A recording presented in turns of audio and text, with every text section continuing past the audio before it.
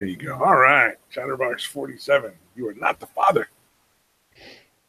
I am not Opal's father. I won't say that publicly. Just make that clear. Not her dad. Yeah, is that a thing? I missed it. Whatever the hell you're talking about. I posted a poll that proved once and for all that she is, in fact, a hobbit. 75%. Oh yeah, I did do that. Let me see. I'll pull it up so people can see. I don't think we have a chat yet, but if we do, I'll look at that in a second. But yeah. Oh, 73%. It's still going, but it's 71 votes. There's a day left. 73% say she is in fact a hobbit. 27 say she is not a hobbit. So it's almost too late for her to pretend anymore. Yeah, that is compelling evidence. I thought so too. The internet has spoken. I'm a terrible human being. That's fine. Opal seems oblivious to everything, really. Yeah, well, then she found out I was the same age as her dad, and so she's like, "Daddy?" I'm like, "No, not your dad. Not your dad. That ain't how that works." First of all, I think she's Mexican, so I think that kind of counts me out right there because I'm a white boy. Mm-hmm. She can be half. You know. I really hope that counts me out. If she was my kid, she'd be more like Lieutenant Corvus. I don't know if you've ever heard of Lieutenant Corvus, but it's like a 13-year-old kid who does videos with the foulest mouth you've ever heard in your life. Oh, really? Yeah, no, I'm not familiar with that one. Oh, she's hilarious, man. I forget where I saw like the first mention of her. I think it might have been people joking that she was some other YouTuber's kid because she's so because he swears a lot too. All right. But LT Corbett is just hilarious because she's not just like a foul-mouthed kid. She's actually a fairly smart foul-mouthed kid. Yeah, that's like she does some of the she kind of mocks some of the social justice warrior kind of stuff a little bit. Like she does like gaming content, skits. I don't know. For like a 13-year-old, she's pretty fucking clever. Yeah. Curses like a sailor, though, huh? Oh, constantly, like fucking. She was making fun of people who were all upset about like fandoms. Oh, Akinaro, Akinaro can be Opal's daddy. I'm sure he wants to be. Yeah, not necessarily a father, a daddy, but not a father. Yeah, exactly. What was it she was saying? I forget what she was making fun of, but she's like, that just makes me think that you're one of those dudes that jacks off and lets the cum just dry. You don't wipe up. You're just like, Jesus Christ. Like a 13-year-old kid. Yeah, that's wow. That's exactly what I said. It's very entertaining. Did you is that off the top of her head? I hope she just heard that somewhere. You know, she's got a lot of people who say a lot of weird shit on her channel, I'm sure. She's also, she's one of those kids that like really has been raised by the internet. A little bit. And like her parents seem like they're good parents. They just don't like try to shield her from anything. So the result is I think that she is just like what do you call it? Just completely unfettered internet, essentially.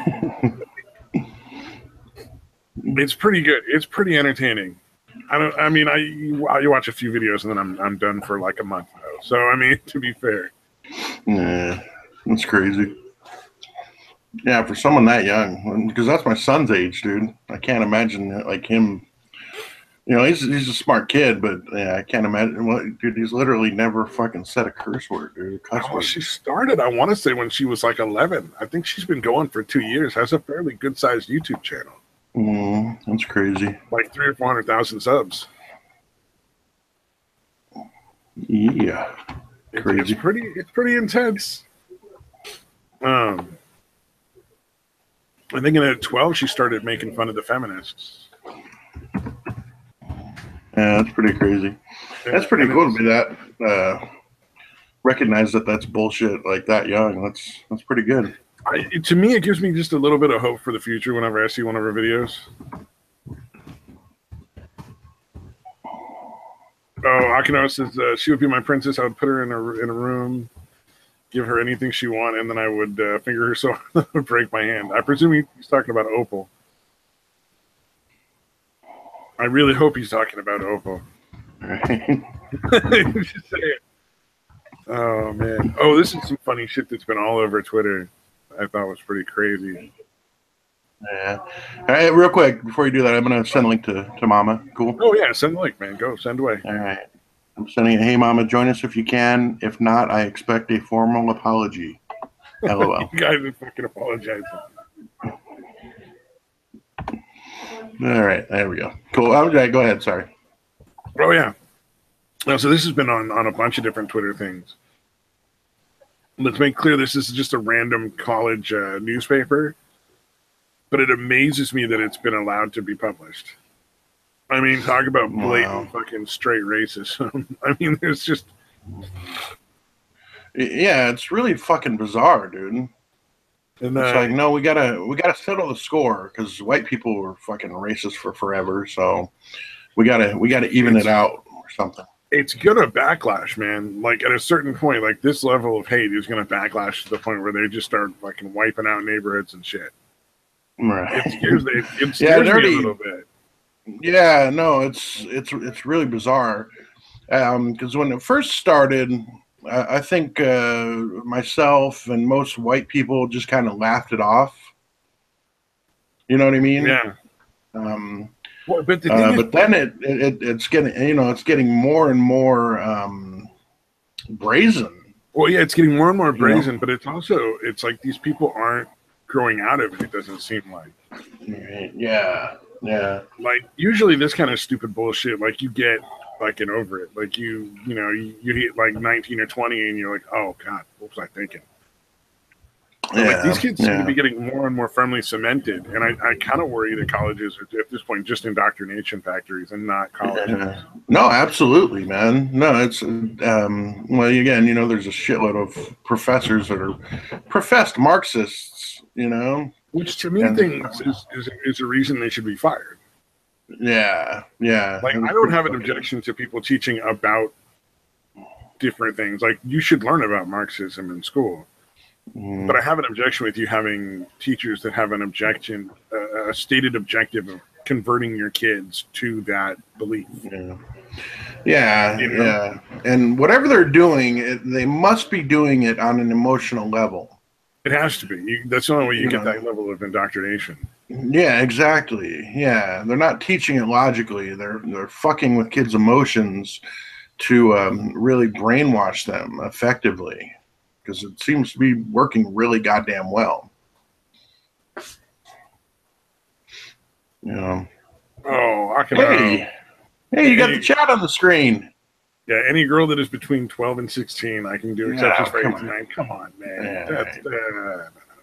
No. We don't need to hear that. Today is not the day to show the chat on screen. Apparently, no. No, I like the opening line though. I don't know if you can read it, but it says, "Now I have become white, the destroyer of worlds." Jesus Christ! So fucking blatantly ridiculous and racist. It's like, my God, man.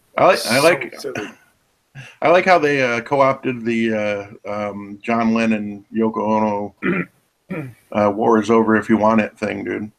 Mm-hmm. Yeah, the slogan on the picture where it said "White is over if you want it." Yeah, no, I got it. Yeah, it's just like. Yeah, are you familiar with that? With little soda, but you know what I'm talking about? The Lennon Ono back in the '60s or whatever. They took out like these billboards or whatever that just said "War is over," and smaller it said "If you want it." So it's literally they're stealing the whole fucking gig there. Oh yeah, and then like they have the slogan, I become a white destroyer of worlds, and then like I'm sure there were more references to morons as you go like further in. Yeah, I'm sure Lennon's proud. Again, John Lennon, not no. Maybe that's how they were confused. Yeah, well, I mean, John Lennon and Yoko Ono were like starting to lean towards Marxism a little bit too. So isn't that kind of what broke up the Beatles? Is they started to get real heavy into like fucking like this weird communist kick, and the rest of the Beatles were like, we got a lot of money and we'd kind of like to keep it. I mean, Yeah, Yoko didn't help, and there was always the fighting between John and Paul. And Paul. There were always those two going at it. But I thought there was a little bit of like diversion between. Yeah, we want peace and love, but that doesn't mean we should give all our money away. Well, they kind of called him on it, didn't? Some guy, one of the more well-known pressmen of the day, was like, "You're driving around in a Rolls Royce and talking about this shit."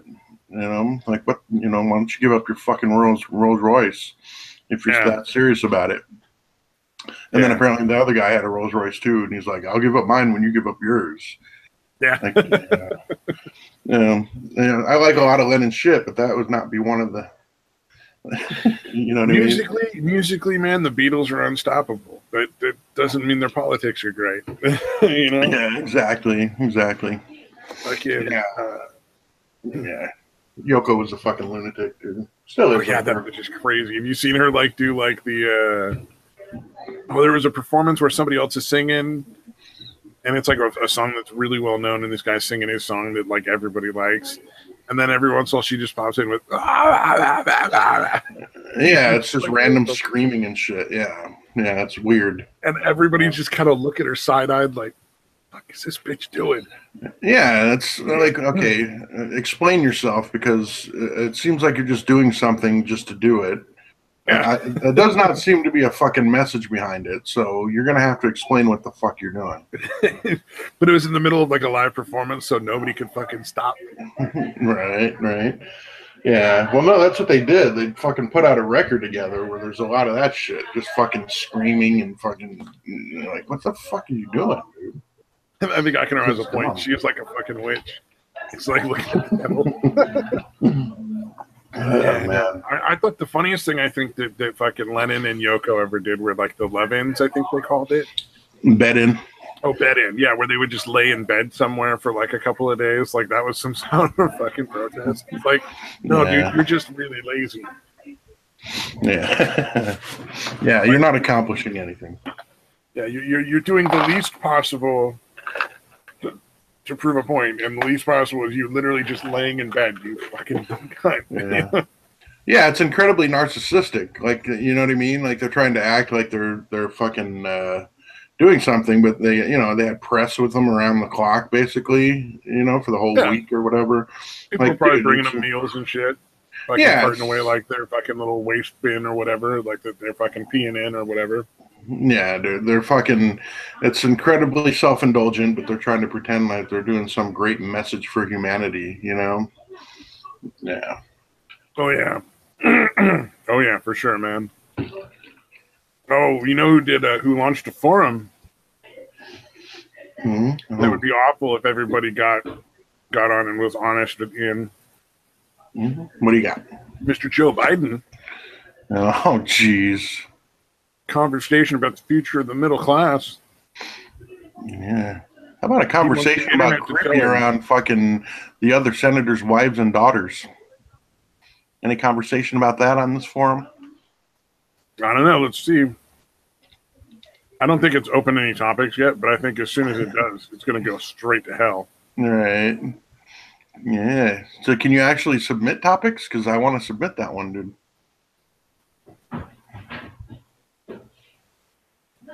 Oh no, there's actually people like. No shit, people are posting. Too bad. That people are like telling him to run in 2020. Like, dude, nobody's gonna vote for him in 2016. What are you talking about? Yeah. No, go ahead, Biden. Run in 2020, please. There's no fucking way you're gonna pull out the fucking shot of him being all handsy and smelling a fucking teenage girl's hair. Sorry, guys, but this forum doesn't look very women friendly. That's already up there. Yeah, of course. Gotta fucking love that shit. Yeah, that would be a Biden fan, obviously. I just think it's hilarious that there's like 6 fucking responses on the entire thing, and one of them is like, you don't like women. Yeah. Yeah. So I assume that what is it? The fact that the responses were mostly by men, or was there something specifically not women friendly about their responses? And I'm gonna guess it's the first one. I'm gonna say, who fucking knows, man? What a crazy bitch. Like, Yeah. It's gotta suck to go through your life just constantly fucking thinking about I'm a woman, I'm a minority, or whatever, and fucking looking for ways to be offended. yeah, exactly. Looking for ways to be offended. It sounds exhausting, dude. But it's like I started to get real fucking sick and tired of like a lot of YouTube channels. So you know what he did? Man, I stopped watching them. It's just like, and then magically I was like, oh, that's much better. That's all you gotta do. Take a break, man. Take a break now and again from this shit if it starts to get you upset. You know, if it starts to get to you fucking on any level, you take a break. Yeah, it turns out it's a really simple solution. Yeah. Stop going. Yeah. Oh, yeah. I think I can actually. That's a really good point. It's a conversation about middle class made by high political class that never even saw middle class. Right. Yeah, it is. It is pretty hypocritical, man. Or ironic, or both. I don't know. Yeah. Well, I mean, you know, at a certain point, you just got to take a step back. But I mean, the political class is like this. They're almost all like Ivy League graduates. They're almost all upper class.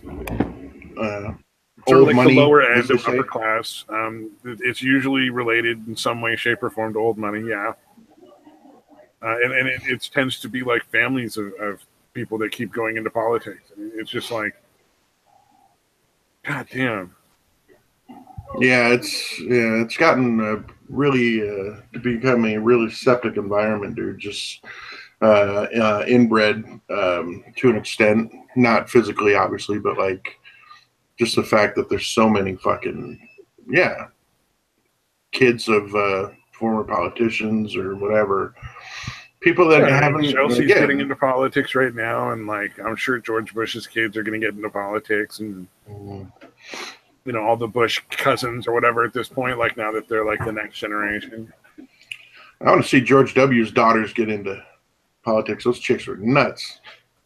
Well, and the thing that really gets me is how many of these kids end up working in cushy government jobs that they're in no way, shape, or form qualified for. Yeah. Yeah, I wonder if they're just no-show jobs, dude, where they're like, yeah, you got this title and technically you're supposed to be working here, but you're not. You're not doing anything. Yeah, you just hang out and collect your fucking check. Yeah. Well, there's a big thing. Trump got a new guy in this federal office that basically oversees a lot of this stuff, and that's how the sexual assault defense slush fund. Oh, right. Was that dude was like, yeah, no, and fucking they don't have that anymore. Yeah. And that's how that came to light. And apparently he's going to be bringing in a lot more shit. Yeah. There's potentially billions of dollars in just misappropriated funds. Yeah. No, it sounds like there's a lot of money in slush type funds that were just I don't know if they were set aside specifically for their inevitable sexual harassment suits, or they just used something that was not supposed to be, you know, allocated to payoffs to be used as payoffs. But yeah, it's weird. Yeah. Oh yeah, it's just it's ridiculous. You know, I mean, how many billions of dollars has politicians spent like on their own shit, essentially, with the claim that it's somehow beneficial to the people. You know, that it's some reasonable expense. Yeah, it's fucking ridiculous to have taxpayer money be paying off your sexual harassment claims against you. Well, and then like fucking horrible. And then after they're done being politicians, they get paid forever, apparently. Oh wow! Like Obama's still getting paid. Yeah, I didn't know that. He's not the president anymore, but he still gets paid. His travel and stuff is still covered. All that stuff. That's right. They still have a Secret Service. Maybe not as intense detail as when they're president, but they still have like Secret Service agents, right? Like assigned to them. Oh, poor Akinaro, his head's killing him. It's all that weird pedo talk, man. If you stop at the pedo talk, your brain will stop hurting. It's fighting back with you. We love you, man. Come on. We'll see you another time, dude. Yeah. Anytime anyone shows up, we're grateful. So, and you show up almost all the time. So, take the day off, buddy. Take the day off. So magnanimous. And hope you're feeling better. Yeah, so magnanimous, man. So humble we are. But no, fucking Obama is apparently following around after Trump and fucking having meetings with people and shit still. And it's like, what the fuck is he doing? He has no fucking business doing this. He doesn't speak for the fucking country anymore. Yeah, no, it's yeah, him and Hillary, man. God damn, it's fucking raging narcissism, dude.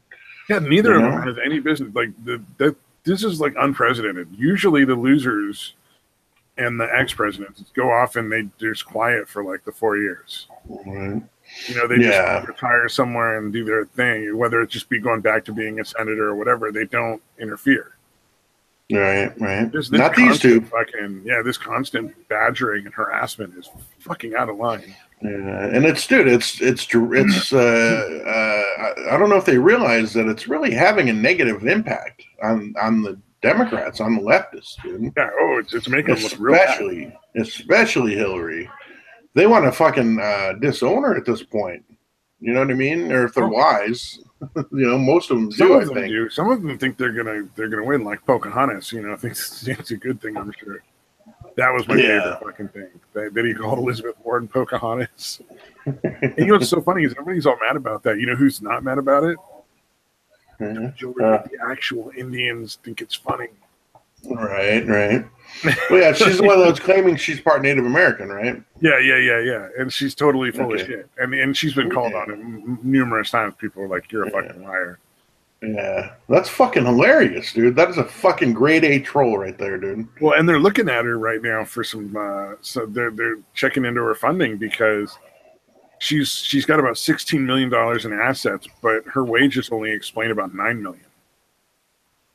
So So where did this other $7 million worth of shit come from? Wow. Supposedly, and that's just straight assets, dude. Yeah, so supposedly she's been flipping houses, buying them at ridiculously low prices from we don't know where, and then turning around and selling them for, buy it for 30 grand, sell it for 300 grand. Wow. So there's some pretty questionable shit going on. Yeah. So I assume it's probably a case of she had, somewhere where like through HUD or whatever, she has some connection on repossessed houses or something. Yeah. Or somebody buys the houses and fucking lets them sit for a little while and then tells them to her for a cheap price in exchange for favors. You don't know. Yeah, this is true. Yeah, or somebody else is doing it in her name as part of a laundering thing, Yeah, exactly. And here's the thing, man. Man.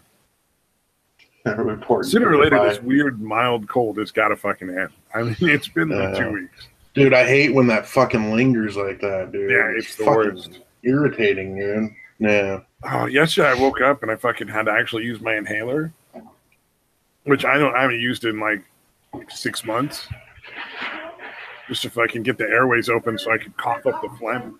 No, I'm fine. Well, some Mucinex, dude.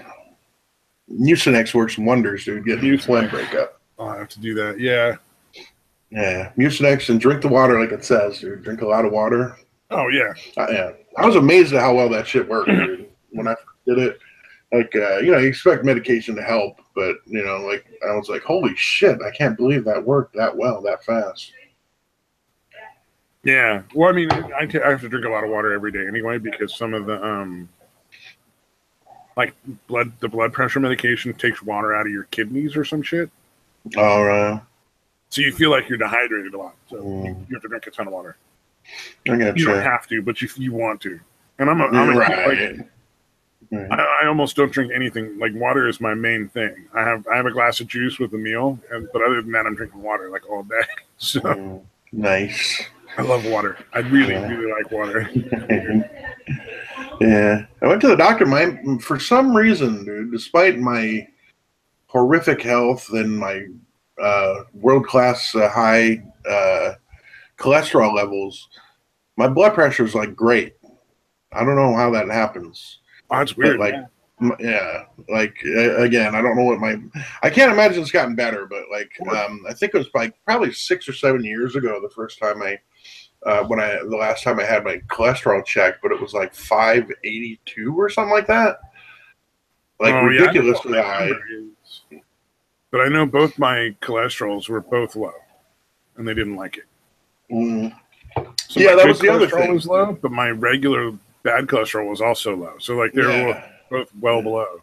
Oh, gotcha. No, mine were the opposite, dude. High, the bad cholesterol really high, good cholesterol really low. Triglycerides were like something like 27 times higher than they're supposed to be.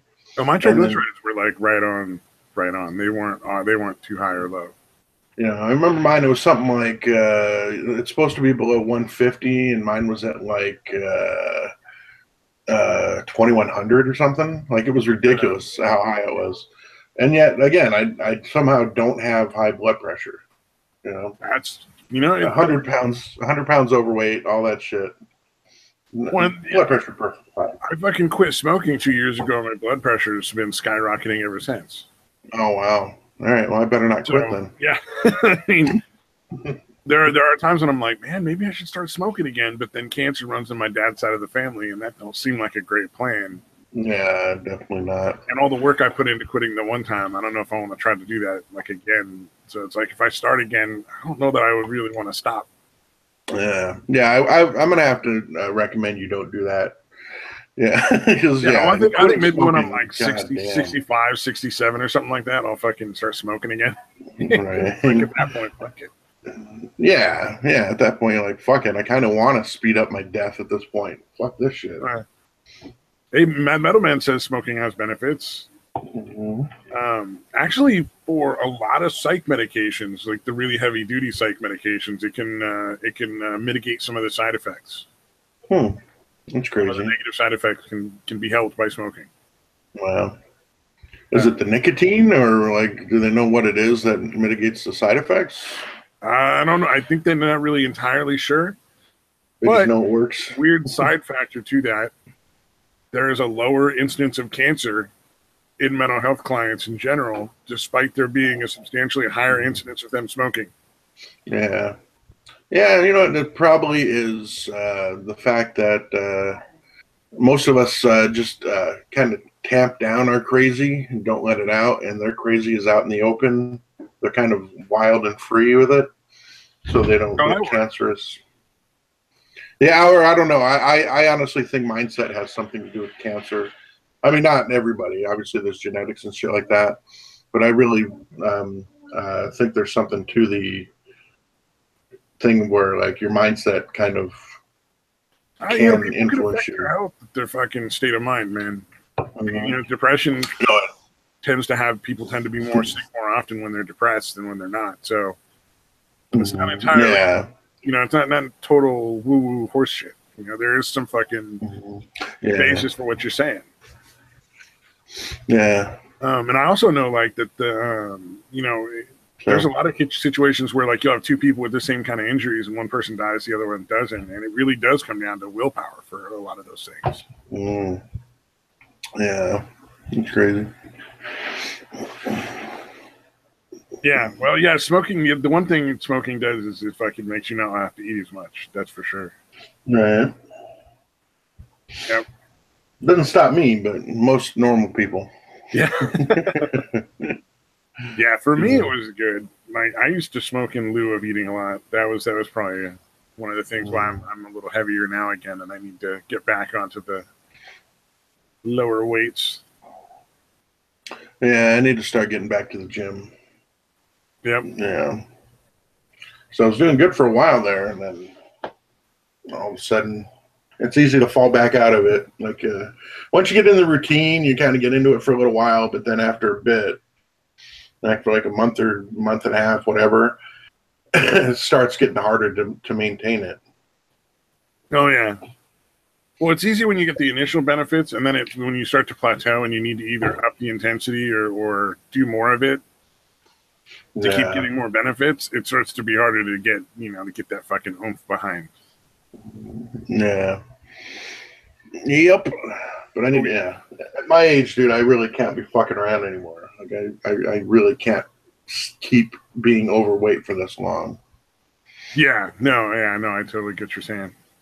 Yeah. Or maybe the fact that I wasn't I wasn't overweight until like my late 20s. Maybe it's not as bad as being, overweight my entire life, or that kind of thing. I don't know. In all honesty, man, on that one, I really don't know. Because I ate unhealthy the whole time, so probably not. I was just active enough, like, before I had the back problems and shit.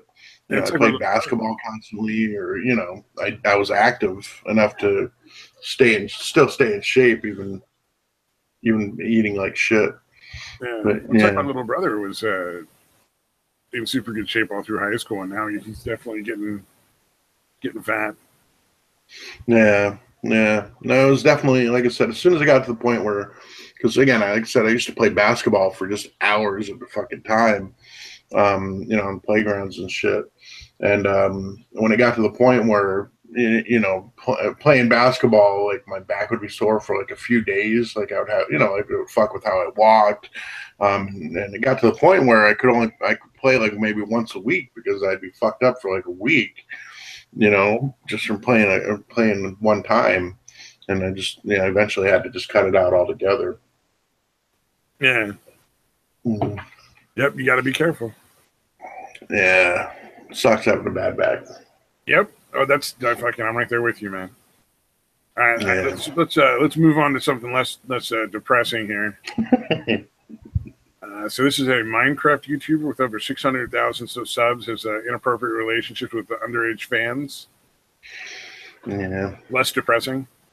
I just think it's interesting because they had all those issues with all the videos that were like pedo videos they were saying. No. Like weird videos of kids bathing and but kind of inappropriate stuff going on and language being used as inappropriate. Right. And they've always had this issue, but apparently Lion Maker printed out. I don't know who Lion Maker is other than this article, but apparently he sent out some pictures of some inappropriate, undressed 15-year-old fan. Oh, wow.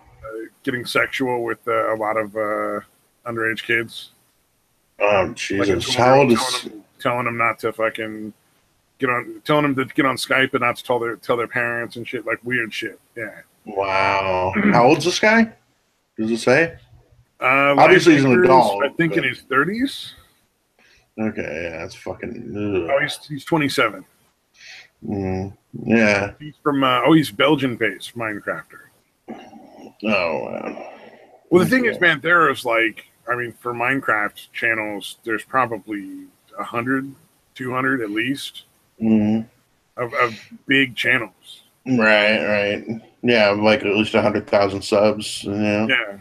Well, and they interact crazy. with a lot of kids. Most of their fan base is generally like under 18. Yeah. So I think this is something that was bound to happen. Here it is. I fooled all of you, and I've made plenty of money while doing it. Keemstar was right all along, and I'm a pervert that should just kill myself. Well, okay. KYS stands for kill yourself, but I think in this context, he obviously means should just kill myself. Since the panda page was 15, her and I have had several sexual exchanges on Skype. All right. I'm guessing 15 is the consent age, wherever he's talking about. Probably, or it's underage even there. I mean...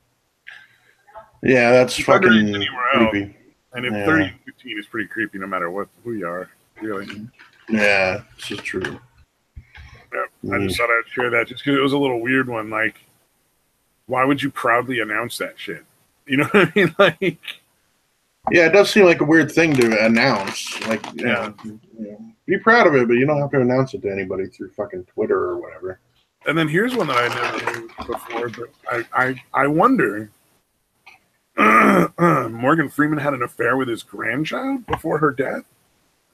She wasn't technically related to him, except through marriage, I believe. Oh wow. Mm. He was in the midst of divorcing his wife of 25 years. Yeesh. That sucks, man. I like Morgan Freeman. That granddaughter when she was just a teenager. I don't. It doesn't like. I don't think it ever. It's just people think it's the case. The source said that they'd been drinking and he didn't. He tried to get her to have sex, but they stopped just short of that. So something happened. They just didn't actually fuck. You know what I'm saying? Well, I don't know, man. It's a weird fucking story, and it's all based on sources. None of it's based on anybody else, like anybody who's actually involved talking. Yeah, nobody that's actually out saying So saying my who they are. suspicion is bullshit.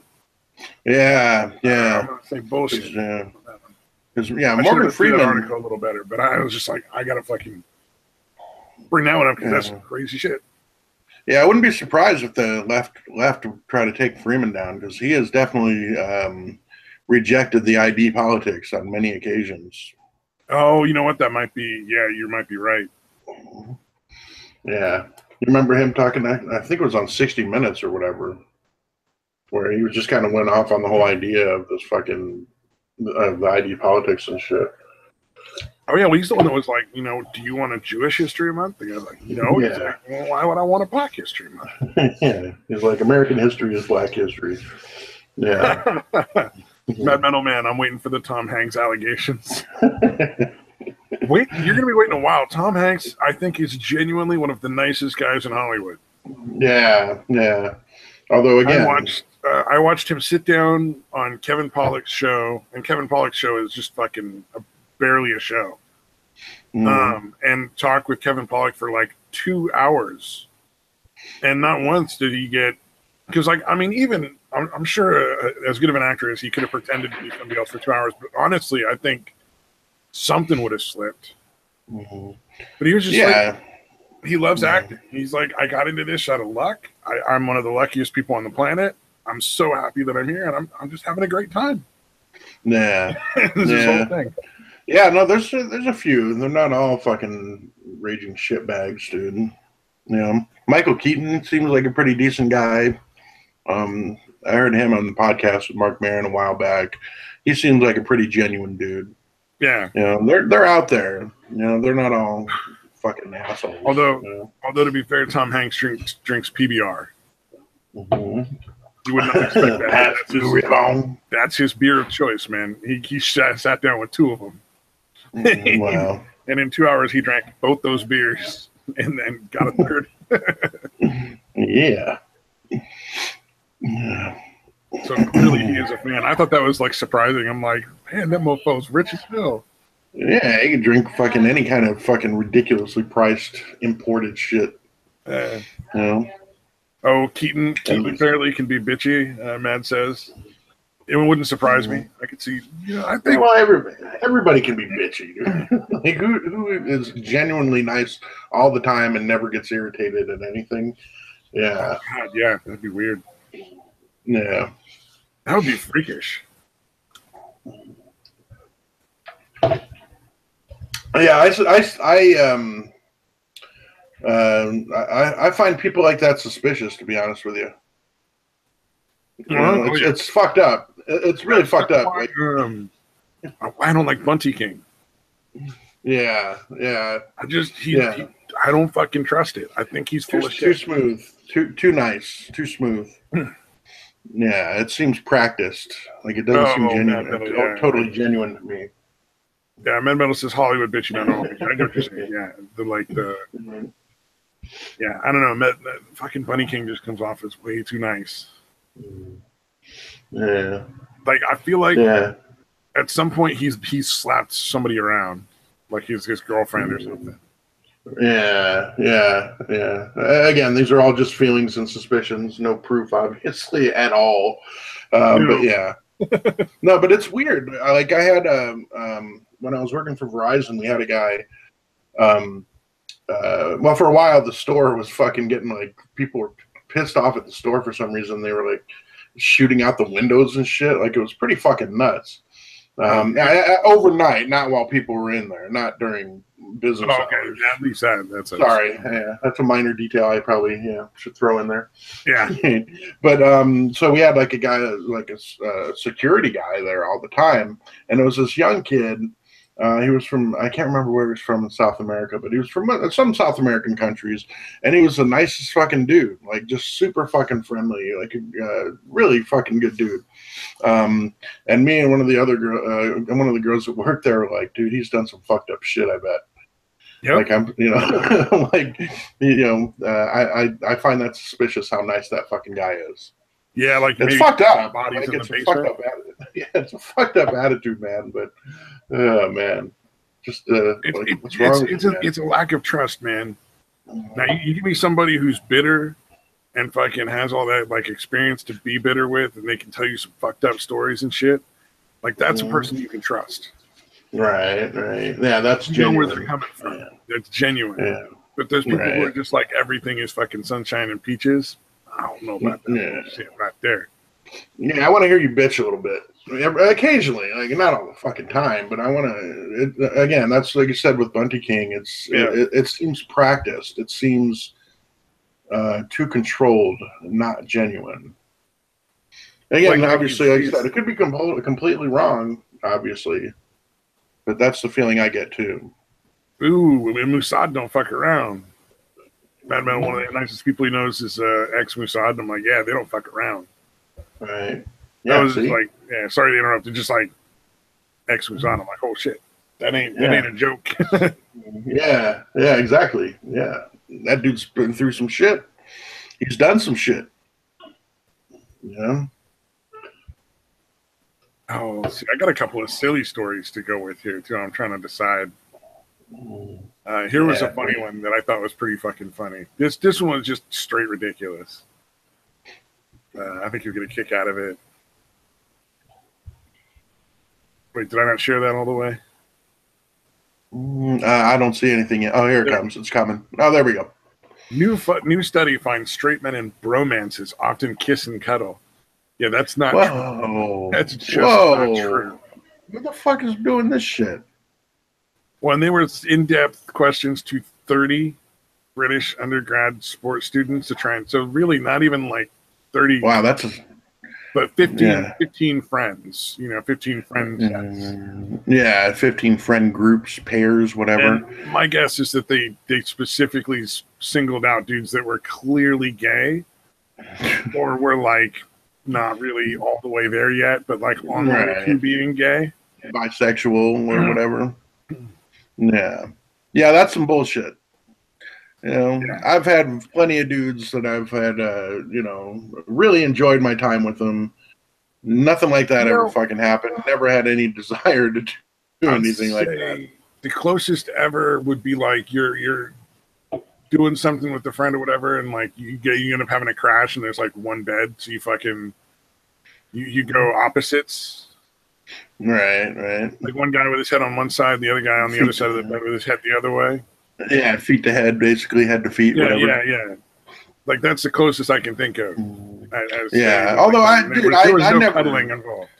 Yeah, I never had a problem crashing on the same bed with dudes, but I know dudes that have. Yeah. But yeah, that's different than fucking spooning or fucking kissing, dude. That's fucking way different. Yeah, there was no fucking like.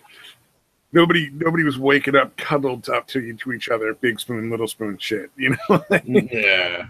That's well, again, it's a very it's an incredibly small sample size to run a fucking article like that on. For one thing. I thought it was funny because I saw that article and I was just like, what?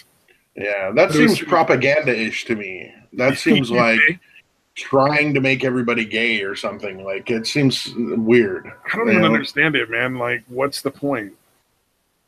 You know what I mean? Like I don't know. Well, I don't know. Maybe they're trying to make everybody at least bisexual. I don't know. Like they're trying to brainwash you almost or something. That's weird. Exactly. It's one of those things where you're just like, I don't know where that. It just seems so fucking bizarre. Yeah, Mad Metal Man's like, bromance? Fuck you, no. Yeah, that's really weird. Yeah. I don't like the bro thing at all in the first part too. So I mean, to be fair, Right. like what happened to just buds? We're just buddies, you know. Like, it doesn't need to be. Oh, we're bros. We're having a bromance. It's like you're fucking weird, man. You're trying to take this into a whole creepy direction. Yeah. What is it? Like bro job? You've heard of that? Bro job. Are you serious? When one bro will like blow the other one just because it like he needs it or something. Yeah, no, it's called being gay or bisexual. Yeah, I'm pretty sure that's what I was saying too. That's just you're gay, dude. Yeah. Nothing wrong with that. Just be gay. Yeah, just own it. Don't fucking. It's almost homophobic of you, like self-loathing homophobia, A little to bit, try to claim that it's just part of a fucking bro relationship to blow another dude. No problem with you doing it. You know, again, I'm not homophobic at all. But dude, why are you trying to pretend that's not gay? I don't understand that. Oh, yeah. I'll do a lot for my buddies. Pretty much anything, man, for people that I fucking really care about. Never come close to blowing a dude. Never even crossed my mind. I've had really good friends, and I'll tell you what, if they get bit on the dick by a snake, they're on their own. I'm not sucking the poison out. Right. I'll hand them a tourniquet, but that's as far as we're going. Yeah. I'm not going near your cock, buddy. Maybe you shouldn't have led with your cock when you saw the fucking snake asshole. Yeah, exactly. It seems suspicious to me that the snake managed to bite you in the cock. That would be my thought too. I'd be like, I think we're gonna stop hanging out. Right. Either Darwin hates you or fucking you got some weird fetishes that I don't need to know about that I don't want to be participating in. Yeah. Like it's cool if you want to fuck dudes, man, but it ain't me, man. Hope you get to the hospital in time. That's all I'm saying. Mm-hmm. Get to the hospital in time, then we'll get you a gay hooker. Everything. Yeah, I mean, seriously. The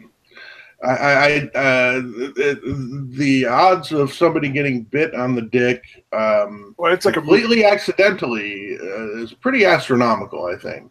Well, it's like a movie thing, right? Like getting bit on the ass or bit on the cock with the snake. Yeah.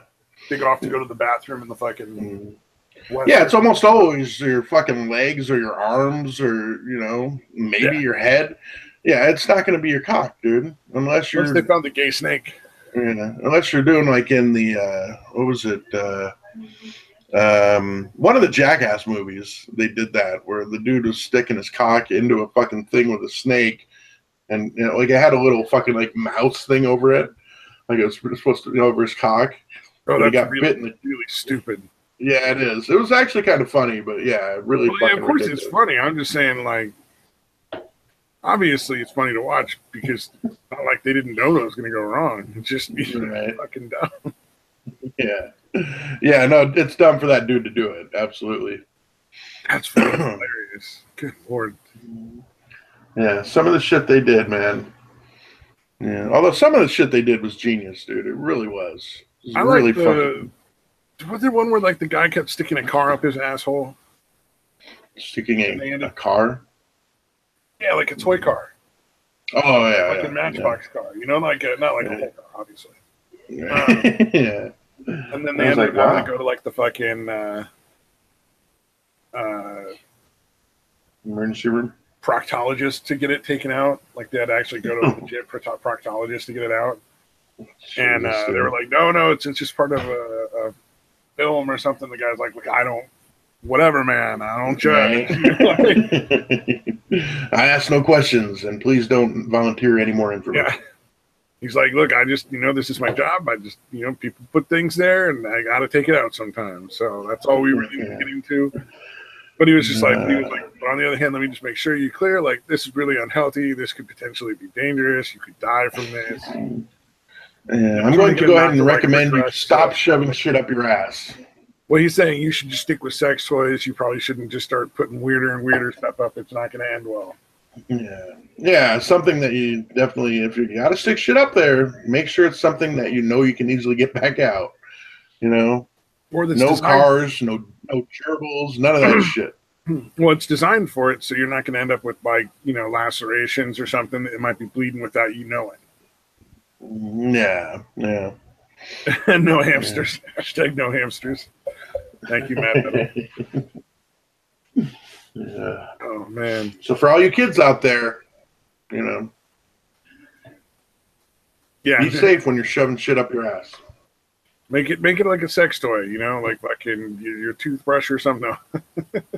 Yeah. Or a tampon soaked in alcohol. That's apparently going on. Well, I think that's a big popular thing is electric toothbrushes.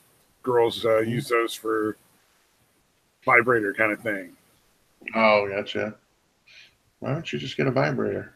Well, maybe they just not in every state. Like there's certain states where you have to be 18, and some parents, if they caught them, would fucking just go ballistic. You know what I mean? Like right.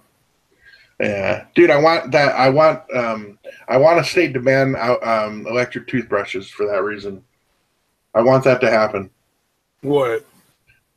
I want there to be a state that actually bans electric toothbrushes. Oh, I don't specifically. Yeah, somewhere in the Bible Belt, southern, probably. Oh, Utah, absolutely, Utah too. Utah, I mean, Utah's got the highest fucking teen suicide and teen homeless rates because of the fucking anti-gay Mormon church. Mm-hmm. Like they're seriously anti-gay. They are way over the line anti-gay church. Yeah. In fact, people from Utah will fucking fuck with the elections in California and other states. Fucking going anti-gay. Like, yeah, they are definitely up. Prop 8 was entirely the Mormon church from Utah. Mm-hmm. In California, man, it was the only real involvement from the Catholic Church was as a front, because they knew that if it came out as the Mormon proposition, which is what it was, that it would have failed. Yeah. It's really creepy. Yeah, I think there's a lot of closeted homosexual shit there too. Like, you can be gay, just don't be openly gay. Yep. Very much so. Have a wife, have kids, fuck dudes on the down low, that's fine. Just don't be openly gay. Anything, the Mormon church in Utah is creepy as fuck. There are just a lot of weird things going on there. I mean, it's not even just like the gay thing. There's weird stuff with drugs and money, and just like that whole church, the fucking underage marriages and shit. Yeah, it's really creepy shit, man. When people are like, well, the Mormons don't do the stuff anymore. Yeah, except out on their fucking compounds and in Mexico. Right. And there's plenty of places where that shit still happens. Yeah. And it's still, fucking 60-year-old dude marrying like a 12-year-old kid. I mean, like, come on. Yeah, wife number 5 for the 60-year-old guy is a fucking, a fucking preteen kid. Yeah. Yeah. Well, how fucked up do you have to be as a lady to be like one of the wives of the 60-year-old and be like, all right, so this preteen is getting in on it. We're gonna have to groom her for him. Mm-hmm. Yeah, I was gonna say they're kind of in that environment already, and they're kind of brought up into it, so it's not that bizarre, I guess, to them. Although it's still got to be creepy, even no matter how much you've been indoctrinated, even your whole life, it's got to be creepy for a fucking kid to marry a fucking old ass man. Well, and what kind of parent fucking signs off on that shit? Yeah, it's disgusting, man. I gotta tell you, man, some 60-year-old comes up to me and it's like, hey, I'm gonna give you all this money if you let me marry a 12-year-old. I'm gonna be like, I'll give you 2-second head start before a fucking bullet comes after your ass. No shit. Yeah, that's some sick shit, man. Yeah. Although, again, a lot of hypocrisy, a lot of fucking double standard kind of shit, like how they couldn't drink any kind of sodas, but then a Mormon guy bought PepsiCo, and then it was okay. Like, that is so fucking blatantly. Right? I didn't know that changed. Yeah, well, I'm sure there's some, but if the official thing was, as soon as a Mormon owned Pepsi, it was okay to drink Pepsi then. Oh, that's fucking hilarious. Yeah. Yeah. Although I've heard that from Mormons, but I've never really independently verified that. But I've never really heard anybody refute it. So I'm pretty sure that is a fact. Actually, I think Base Mama had mentioned it because she's done streams where she talks about Mormonism because she was in addition to being Muslim for a while, she was Mormon growing up. Oh God, she really fucking moved around, cult hopped. Yeah, dude. Yeah, that's what's crazy, man. She actually started out Mormon, and then kind of realized that was bullshit, and went to Islam. That's pretty crazy, man. But at least I don't see her being like the fucking what is it? What do you call it? The calm, docile, fucking life that you kind of have to be in either of those religions. Like I see that being the sticking point. Mm-hmm. Yeah, it may have been part of her, revelation. Is she was like, I can't do this. I can't just fucking, be on the sidelines and be the timid wife. Probably had a big chunk to do with her, realizing it was bullshit.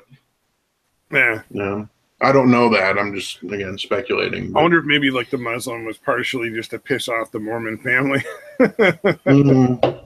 I wouldn't be surprised, dude. Yeah. I can see that. That would make sense. Like, motherfuckers, not only am I leaving, but I'm fucking going to Islam. Fuck you. It'd be funny if she joined, like, right. I didn't notice she joined right as we're just wildly speculating about everything. Oh, yeah. No doubt. I saw this new thing. So apparently Australia's best-known euthanasia activist, Dr. Philip Nitsche, or whatever fucking his last name is. Yeah, he's Asian Dr. Kevorkian. Australian. Yeah. What the fuck? Australian Kevorkian.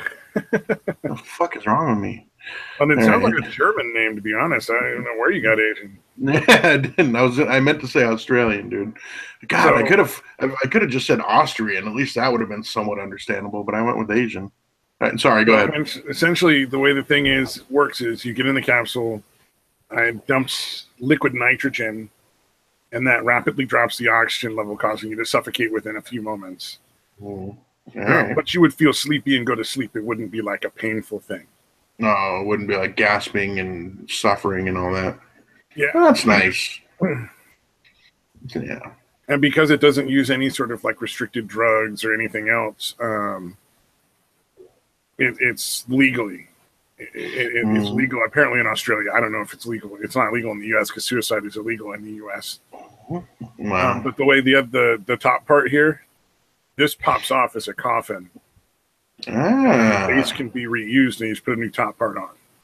Yeah. So your loved ones can sell off the base, dude. Yeah, and what they want to do is they just want it to be like a fucking online test that you can pass before you can kill yourself. Interesting. That's not creepy and fucked up. Yeah. Like, nope, you don't qualify for suicide. I'm sorry. You're gonna have to get more depressed before you can off yourself. Well, not only that, but the machine can be 3D printed and assembled anywhere. Yeah. Oh wow. That's so crazy. Yeah, it's really fucking inappropriate. It's a scary thing because like there's a lot of situations in which people will be suicidal for a couple of days and then be fine. Yeah. Oh, I've done it plenty of times, dude. Yeah. It's a real scary fucking thing to be like, oh yeah, let's just let them do it. Yeah. Right. With an online test. Yeah, that is weird, man. So I don't know where that's going. That's just, I hope nowhere. Because it's a little crazy. Yeah. Yeah, it should have just not brought up Kevorkian at all. That really has nothing to do with him. Well, Kevorkian at least was, people who were super sick. Yeah, terminally ill. We're going to get better, and we're in a lot of pain. And he was like, they should have the option. Come on, guys. Yeah. Like, we can't give them enough fucking heroin to make them feel good enough. Like, let's let them choose if they want to keep it going or not, Yeah, and what he did is he set the shit up, and they had to set it in motion. You know what I mean? Like, well, at the end, he just did it, and that's why he got arrested, because he had to push it for some fucking reason. But yeah, it was set up. He would set everything up, and then they had to actually initiate the whole process, the injections, and all that shit. Well, some of the people can't. Some of the people didn't have the ability to. Right. But the other thing is, like, one of the things that goes on right now that I think still happens occasionally is people will starve themselves. So they'll just keep refusing food, and there's really nothing anybody can do. Other than some kind of IV type thing. Eventually it gets to that point. But if they've got the willpower, or they're sick enough, like by the time the IV can be legally forced on them, it's too late. Right. But it seems like that would be a painful way to go. Yeah, dying of starvation. That's got to be the worst, because that's really drawn out. That's a lot. That's got to be a lot of fucking suffering, dude. Yeah. Well, but I mean, that's like, some people are driven to that because the other pain is so much. Yeah. Jesus. Mad Metal. I would rather OD. Oh, sorry. Go ahead. I was going to say, Mad Metal apparently works security, man. Did not know that. Right on. Well, no, he said my security guard is gone, so it doesn't sound like he's working as security. He's just saying his security guard is gone. I believe. I don't know. Maybe I'm misreading. It sounds like when I used to work graveyard shift at the gas station, there'd be like 3 or 4 customers all night, but otherwise you'd have like 7 hours of fucking nothing. Yeesh. Yeah, that's true. I'm so glad I don't work there now, though, because now they have a whole system where every hour they have an internet connected camera where somebody watches you from some office somewhere. Oh, Jesus. And so fucking every hour they call over the fucking intercom, and they're just like, "Is everything all right?" And you're like, "Yeah, everything's all right." Oh, he's the store owner. Okay, right on. Yeah, it said, well, why would you say my security guard? You would just say my coworker or something. I want to buy a store. I want to own a store. Yeah, me too. Mad Metal Man, if we're going to open a Patreon, and we'd like you to buy us stores to own. I wasn't going to go there, but all right. you gotta ask big, dude. You gotta ask big, man. Oh God, I'm not ever going to open a Patreon. That just to me, like one of the things I don't feel like I ever really want to do is make money off of YouTube. I feel like number one, I feel like that shit's gone away. Like that's just not going to be there for very long. Yeah, no, it would have to be. It would have to be indirectly through Patreon or something. Yeah, well, I think it's going to move to another site sooner rather than later. Like YouTube is just so actively against their own community in every respect, because it's really not even just conservatives. Like I think there's a lot of people who don't understand how far the adpocalypse goes because they just watch like the gotcha kind of anti-SJW kind of stuff. That's really all they watch. Right. But it really, like, it's affecting a lot of other channels that really have no political bent whatsoever. Yeah, it's really bizarre, man. And, these people are bringing in views, and a lot of these people start doing advertising on their own through other companies. So the money is out there. It was just actively not going. Right. Yeah, it's weird. I'm sorry. Go ahead. Well, like Bering does it, and other people do their fucking advertisements right in the video, like right at the beginning of the video. They'll do a fucking ad for whatever, and they're kind of doing shit that way. Obviously, Patreon, but I think Patreon, and again, this is just a suspicion, but I think Patreon is one of the reasons for how stagnant shit gets. Because you got a bunch of patrons that want you to keep churning out the same old shit. Yeah. Oh, yeah. That does contribute to that too. Yeah, it does contribute to like the sort of stale, never changing sort of product. Yeah. They're satisfying their customers, which is what you're supposed to do, and I don't object. It's unfortunate though, because it stagnates for people that want a little variety. Because I've suggested, like, on Bering's channel after fucking Christy Winters got him banned or whatever from Twitter, which I don't think he really gives a shit about, to be honest with you, but it is still fucked up. I'm like, why don't you stop interacting with her? I didn't put it like that, but I'm like, hey, maybe just ignore her, like, forever. Like, she doesn't really say anything new. It's the same old bullshit. She's fucking horrible. She's not really that interesting to me. I don't know. But I think he has to keep doing it because his patrons want that shit. Well, I mean, there's always going to be people that are going to go after Shives and Winders and Brianna Wu and Sarkeesian and that whole group of people. Yeah, but I got like a bunch more that I'm not naming, I'm sure. Yeah, no, but the people that responded back were like, "No, I want him. He needs to keep responding to them." I'm like, I don't think he does, dude. They're not saying anything new, man. They're really not. Yeah, you're not going to change anybody's mind at this point. Yeah, their side's not saying anything new. Nobody on either side is really saying anything new. So there's not like there's new shit, new claims that being made. Anybody can go back and watch all these old videos and see all the stuff that's been said. So it's not like you haven't put it out there. Yeah, that's what I'm saying. They're not covering new ground. Well, I think what's interesting is like Sargon of Akkad keeps talking about like he has an endpoint. Whereas like at a certain point, this is going to be over because I want to move on to do other things. Yeah. Like he's like, I want to pursue a completely different career than this. This just sort of happened and I'm enjoying it while it's lasting. But at a certain point, I'm going to end this. Right. Yeah, you can kind of tell from his other channels that he has a lot of other interests.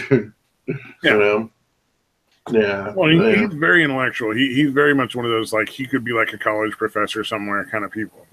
Yeah. Teaching about ancient history or, some other, like, political science. Even he could even pursue political science as a career and teach about it at some point. Yeah. I wish he would, because I didn't want to hear him talk about the SJW shit anymore. I unsubscribed from him a while ago because he's the same complaint I have about most of the SJW community applies to him. In fact, he's one of the first. His country is going to hell in a handbasket. Like they're gonna have to get arms and fucking just take their country back at a certain point. Yeah, for sure. I mean, all their major cities now are run by Muslim governors. Wow. Like mayors, all the major cities now are mayors. Their mayors are Muslim mayors. That's crazy, dude. Yeah, it's fucking scary. Yeah, I thought it was just London. And suddenly they're defunding all these police, but the police always have time to go after people from social media, but not like the people that are that are raping people every day and assaulting and killing people every day. Those people they're not going after. But or all these say the wrong thing on Twitter about fucking Muslims or Islam, in your country in the UK, and they'll show up and knock on your door the next day. Yeah. Or if you do something hilarious, like teach your dog to do a Nazi salute, but that shit was funny as fuck. I still can't believe he got arrested for that shit, dude. Well, is Scotland part of the UK? I don't know. I thought Scotland was its own country, but I don't know. No, Scotland. That's right. No, yeah, absolutely. They just had a vote on leaving, but they didn't. Leaving the UK, and now they're all pissed off because they're stuck as being part of Brexit. Right. It's hilarious because they universally wanted to stay like in the EU more than any other part of the UK, and easily would have won had that been on their own. They would have definitely stayed. Right. But now they're stuck because they voted against independence and then screwed themselves when the Brexit thing came out. Yeah, I was pretty shocked on that, man. I thought for sure they would. I don't know. There must be more into it, but I thought for sure they would want to be independent. If I lived in the UK right now, I'd be like, "Why the fuck is Brexit taking so long?" Yeah, that is ridiculous how they're fucking dragging. They're almost like hopefully they'll just forget about it. Like, no, this isn't something that you can just kind of kick down the road and people are going to forget about. Like, this is too fucking big to do that with. I'm wondering when that shit's going to actually go through because it's getting pretty ridiculous how long it's taken and how many people are like, well, we should have another vote. Yeah, that's fucked up, dude. Like, no, you don't. You don't get to keep having votes until you win. That's not how that works. Yeah. I guarantee you they try to pull some shit like, all right, as soon as we win, no more votes on the subject. Like, I guarantee you that's what they want to fucking try to do. They tried to do that with the Scotland thing. They're like, all right, that's done. We're never, whoever was, I forget the guy's name that was in charge back then, but Cameron, I think. Well, whoever it was like, all right, no more votes on that. Again, paraphrasing, obviously, but like, fuck you. That's fucked up to say some shit like that. Oh, yeah, no. Scotland may have a vote sometime down in the future and change their mind, and then they won't be part of the UK. Yeah, it's entirely possible. Mm-hmm. The only state that can do that in the States is Texas, I think. All the other states, they're signing into the country was permanent. Mm-hmm. Texas is the only one that has the option to be like, all right, we're just going to fucking mosey on down the road on our own. See ya. I did not know that. Yep. That's crazy. The only one that can legally leave the union. Of course, they're starting to go fucking. They're getting infected by the social justice warriors right now. So, like in Austin and that the school where that white, the white DNA newspaper thing where white DNA is evil. Mm-hmm. That was from a Texas university. Yeah, was it the one in Austin? I know Austin's ridiculous. Just down the road from Austin, Texas State. It's literally like a half-hour drive. Yeah. So it's pretty much it's been infected by Austin. Mm-hmm. Yeah, that's a tiny little area. Although, again, I think you were mentioning before that a lot of people from California are moving to Texas. It's a big issue. Yeah, it's a big issue because they're moving to Texas because the business is better. Mm-hmm. And the laws are better for business, but they're taking all this liberal bullshit with them and screwing it up. Yeah. I'm not a fan of Texas, but I'd hate to see it go fucking the way of California. Commie and all. Mad Metal's from Texas. Yeah. Okay. Yeah. Mm-hmm. And San Marcos, which is just down from Austin, where Texas State is, and he's not surprised. Yeah, I know it's pretty creepy, man. Austin is not a good place for Texas. Like it'd be great if it was in like California, but it doesn't work for Texas. No, it is kind of crazy that there's this little fucking crazy liberal little enclave in the middle of super red Texas.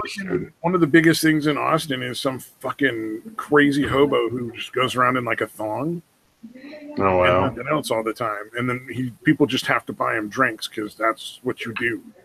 Yeah, enabling. Good job, Austin. He comes up and says, "Hey, you don't want to buy me a drink? You're just supposed to buy him a drink." Mm. I'm like, fuck that dude. Yeah, no, that's weird. His name is Leslie. Yeah, Leslie. Yeah, that's his fucking name. Yeah. Oh, he died now? Good. Oh, shit. Damn, shit. Dude. It wasn't his fault, dude. It's the people enabling him. Well, it's his fault, too. Sorry. He's the one dressing up in a fucking thong all the time and fucking trying to make people buy him drinks. Yeah. Was he at least on rollerblades like that, roller skates like the dude from Reno 911? Or Bob's Burgers. Either one applies. I don't know, man. He might have been. I didn't get that far into it. I saw some stuff on him, and I was like, Jesus, I'd never go to fucking Austin. God damn. Do you watch Bob's Burgers or no? Nah, I never watched it. Okay. There's a little dude that fucking every once in a while, it's pretty rare, maybe every fourth or fifth episode, a little dude that's fucking kind of rolls by on his fucking roller skates wearing nothing but like a fucking like a Speedo, essentially. Not quite a thong, but yeah, it's funny. Anytime it happens, it's fucking funny. But yeah, anytime a dude's rollerblading with a fucking thong, it's pretty funny. Yeah. Oh, but no rollerblades for Leslie, apparently. He just walked around. Yeah. Fuck that asshole shaking down people for drinks. And fuck Austin for encouraging that behavior. I mean, it's just shitty behavior, like you're going to be a hobo, you're not going to work. Fucking, you shouldn't be harassing people for anything at that point. Yeah, that's fucking nuts, man. But talking about fuck that asshole. So I've been looking at sex robots again because a lot of the tech has changed. So it's getting closer. They now have sex robots that can do blowjobs and hand jobs. Nice. Separate robots. It's all different companies, right? Yeah. Another company that's working on making it so that dolls can tell where you're touching them. Yeah. It's all got like AI and shit where you talk to them and interact, and they can judge when you're gonna come and stuff like that. Yeah. All right, women, you're almost obsolete. So enjoy your pussy power for whatever time you have left. They're looking at. People are talking about how there's going to be a lot of people who are going to be solely interested in dolls and not in people anymore. Mm-hmm. No, I can see that. Probably. Yeah, women are fucking fucking enough nuts. Like a real person. Yeah. Although again, that might make women start acting right. You know, well, there's not feeling so entitled. There's some groups that are trying to get them to have equal rights to humans already. Oh, Jesus Christ, dude! Come on. Yeah.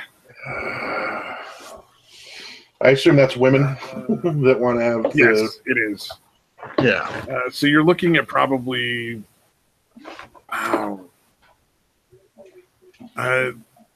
By the time that you really get a genuine sex robot, it'll probably be somewhere between 10 and 30 grand to buy when it first starts coming out. Like there's a lot of like sort of halfway there kind of deals. Right. But between 10 and 30 grand when it finally rolls all the way out, and it's like a legit out of a movie like sex doll essentially. Yeah. Yeah, I can't. Again, I'm thinking it's not that far away when they're going to be all fully articulated, dude. I'm thinking right now the hand job does not look like something that would be enjoyable. I'm not going to show it because it'll probably get us in trouble. But yeah, the only tricky part is actually simulating a fucking vag that actually seems, close to a fucking actual vagina.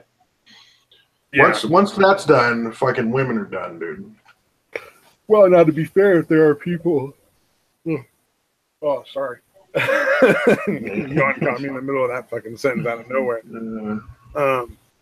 If there are people who've never had sex with a woman who are just getting the robot, they'll never fucking know. Yeah, dude. Yeah, that's what I'm saying. If you make it feel good, they'll be happy. They'll never know that they're not getting the real thing. They'll know they don't have a comparison factor. That's what I'm saying. Yeah. If we're talking about there's going to be people who are born who just will never be interested in a person and will only ever be interested in the robot. Yeah, that's interesting. Yeah, like I said, if it's better than, it really just has to be like, kind of a little bit better than masturbating, than a dude masturbating. Like as long as it feels better than that, I think that's all it really needs. Doesn't necessarily need to be exactly like a pussy. Well, now let's keep in mind here. You can also install like little fucking vibrating holes and stuff, and massage holes, and like all sorts of weird shit. Yeah, women will not be able to compete with that, dude. You could potentially make a better pussy. Yeah, right. Yeah, it's hard to imagine because that really is fucking magical. But yeah, if science can do it, man, fucking do it. And especially like you can create hot water on demand. You can lube up a fake pussy and warm it up at the same time. Yeah. That's going to be the part I think that's going to be the hardest to simulate. In all honesty, the most power-consuming part is going to be keeping the whole thing warm, body temperature warm. Right. I mean, simulating the skin is getting much. They're really getting close from everything I've seen. They're really close to where it's virtually you can't tell it's not real skin if it wasn't for the fact that it was plastic and thus cold. Right. Yeah, and I'm sure that's technology that's probably pretty much there of being able to keep the skin a little warm, dude. Well, I would imagine that's going to be the most power-consuming issue. And going to be the most wiring and going to be the hardest to do consistently over time without damaging the skin. Right. So, yeah, I have confidence that that's going to be the easy part, dude. I'm sure they're gonna get it. I'm just saying, like, I think it's gonna be one of the more, because you don't want to have your sex robot literally just be plugged into the wall all day. Right. Yeah, it ruins the illusion. Yeah, you see the fucking power cord to your fucking sex bot. And so what you really would be ultimate is it goes and like stands in like a little power stand every so often or something, Yeah. But battery tech and the amount of energy it's going to take to keep it warm pretty ends for the first couple generations, I bet you. Yeah, keeping it at that right temperature where it's not too hot, not too cold, or hot and cold spots, you know. Like, and there is one dude who's working on AI for sex robots that you kind of like gotta hate just a little bit, because he's like, you have to like interact and make the AI like you. Oh fuck! And the AI can get mad at you and be like disappointed and put out. And I'm like, what? Well, that's kind of the opposite of what people want, dude. Yeah, what the fuck are you thinking? Yeah, let's make it like the fucking women we're tired of dealing with. Fucking stupid, dude. It is, man. It'd be one thing if that was like an option, like if a guy wants to choose that option. It will be. It supposedly will be. There will be like essentially like all these personality attributes you can choose. So. Yeah, I can understand why women are terrified, dude. You know, considering how much women's value is their attractiveness and their vagina. I'll tell you what. The only thing they really need to install to really make it the deal done is just a mute button. Damn, dude. Yeah, this is true. Just put a mute button on that sucker. There'll be a whole lot of people who are like, sold.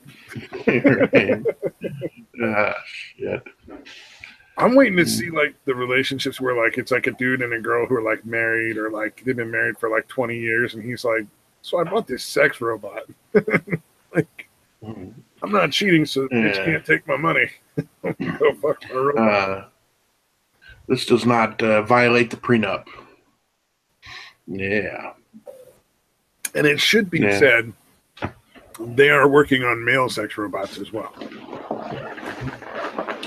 Right. Yeah, I don't think like that'll be good too, but it's not going to be anywhere near as the impact that a fucking effective female sex robot is. I don't know. You know what? There's a lot of those blue-haired ladies who are so loud about everything and women's rights and all that shit that might shut the fuck up. This is true. They might just get themselves one of those sex robots and just not fucking care about anything else anymore. Well, no, the reason I'm saying that is the fact that, men and women are different that way. Like, men honestly just need to get off. And women kind of need that companionship as part of it. Again, generalizing, obviously. There's obviously exceptions to everything. Yeah. But in general, like, they need that companionship, you know? Well, that would be the AI is probably mostly for. Like, they're developing it in the lady sex robots, but I'm pretty sure where it's going to be wanted the most is on the other side.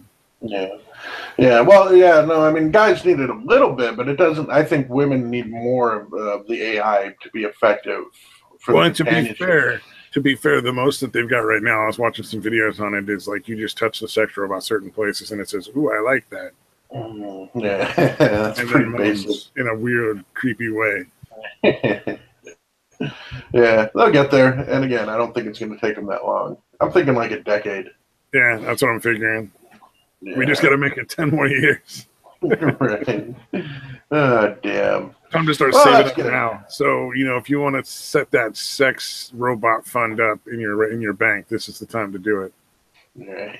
I think instead of sex robots, what would make more sense is to create attachments for your computer to go with like a VR headset. Right.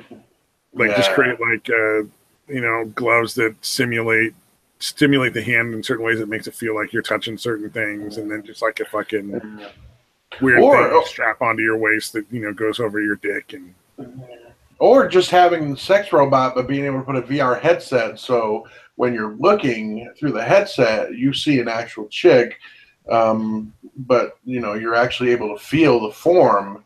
You know what I mean? It can kind of trick out your senses where you think you're actually fucking the chick you're seeing instead of just a sex robot.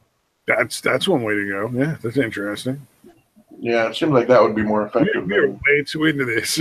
I feel like if Englehart was here for this one, he'd be like, "You guys need to stop. You're creeping me out." Yeah, guys, just admit you're MGTOW and shut the fuck up. I don't want to join a fucking club. Yeah, I don't either. That's the thing. I'm pretty much any of the whatever central tenets they live by, I'm probably living by them. I don't want to be part of their group.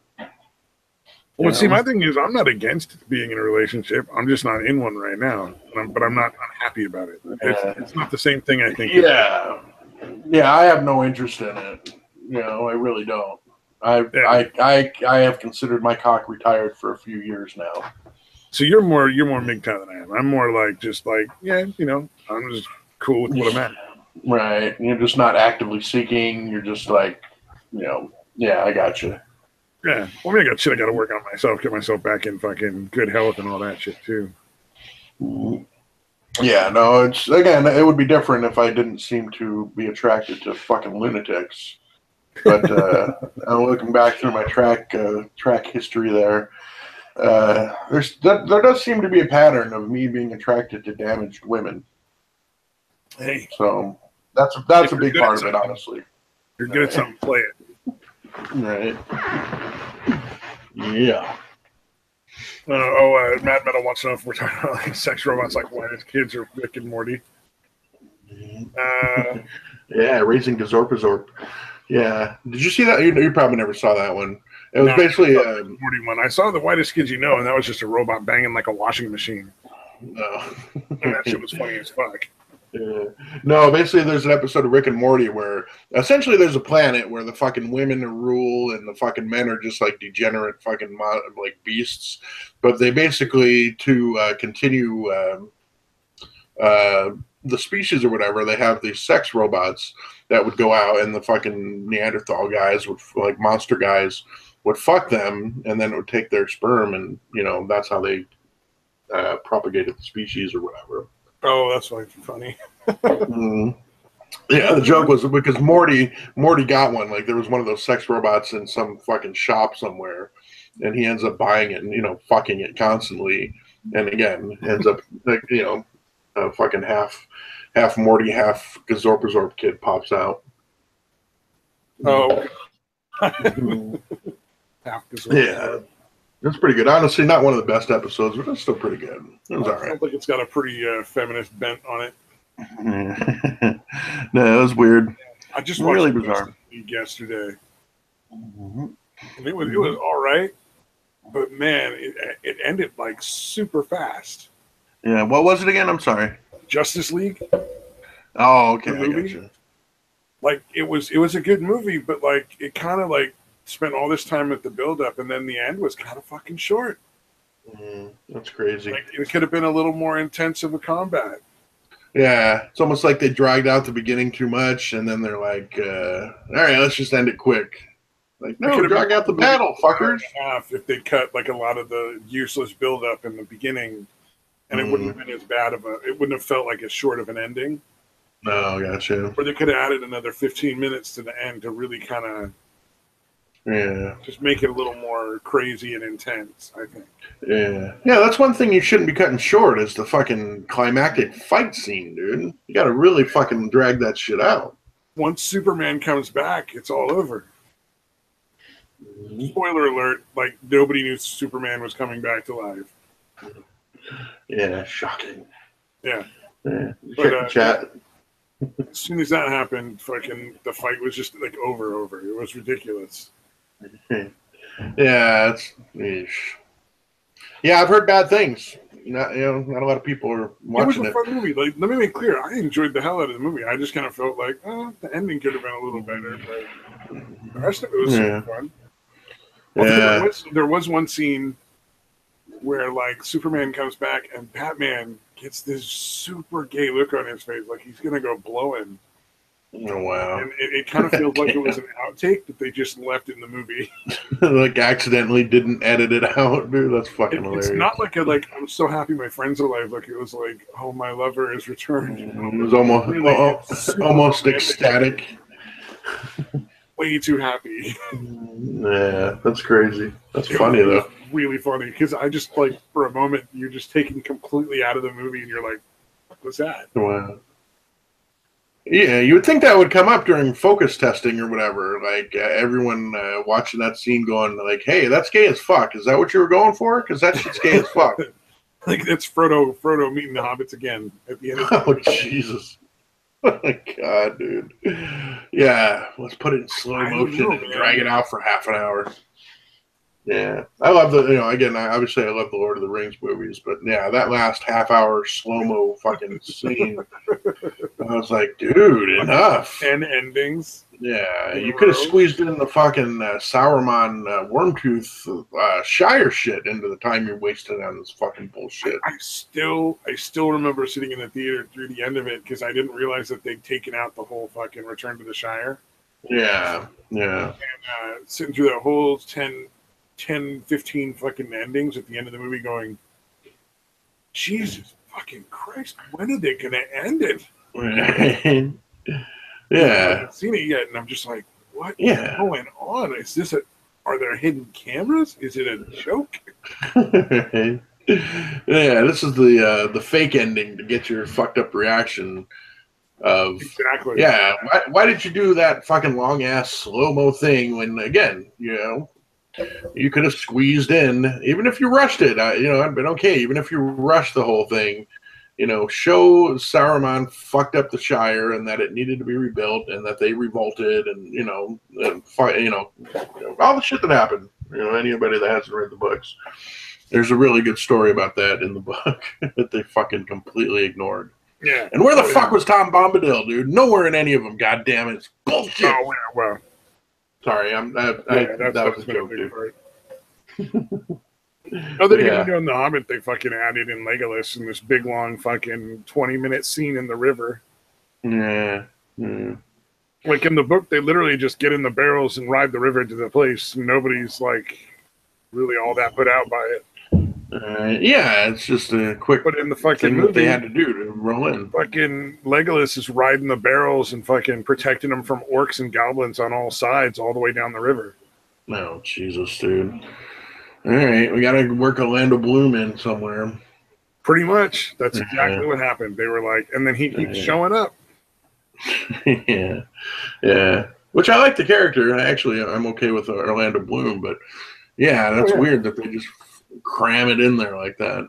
Oh, it's like everybody hates that one chick because she was in those Twilight movies, and I don't get it. It's like, oh, Kristen Stewart. Yeah, everybody's like, oh, she's the worst actress ever, and I'm like, she's actually not half bad, but it was just a shitty role, man. Like, yeah. Well, again, I don't think she has much range. I think she can play herself like really well. Like, I just don't think she has much range. Than like fucking 80% of the people in Hollywood, to be fair. Yeah, but the acting overall in the Twilights was horrible. Oh no! And she didn't seem to. And again, it may be the director's fault. It may be the director's fault, but have you read the books? Yeah, no. All right, let me tell you, the books and the movies are pretty fucking similar. They really made the books come alive exactly like the books were. Mm-hmm. Yeah, I just don't see how they would have fucking said, "Hey, this is just awful." Yeah, but just scenes where it was supposed to be like this emotional thing, just wasn't. No. And again, maybe it was the director's fault. Just as unemotional in the book. Like you don't understand. They really were just like the book. Right. They made it like the source material. They did it exactly right. Why the fuck would you have something that dramatic of saying, "Hey, take me instead," or whatever the fuck she says, and have it be that flat and unemotional? Really shitty writing.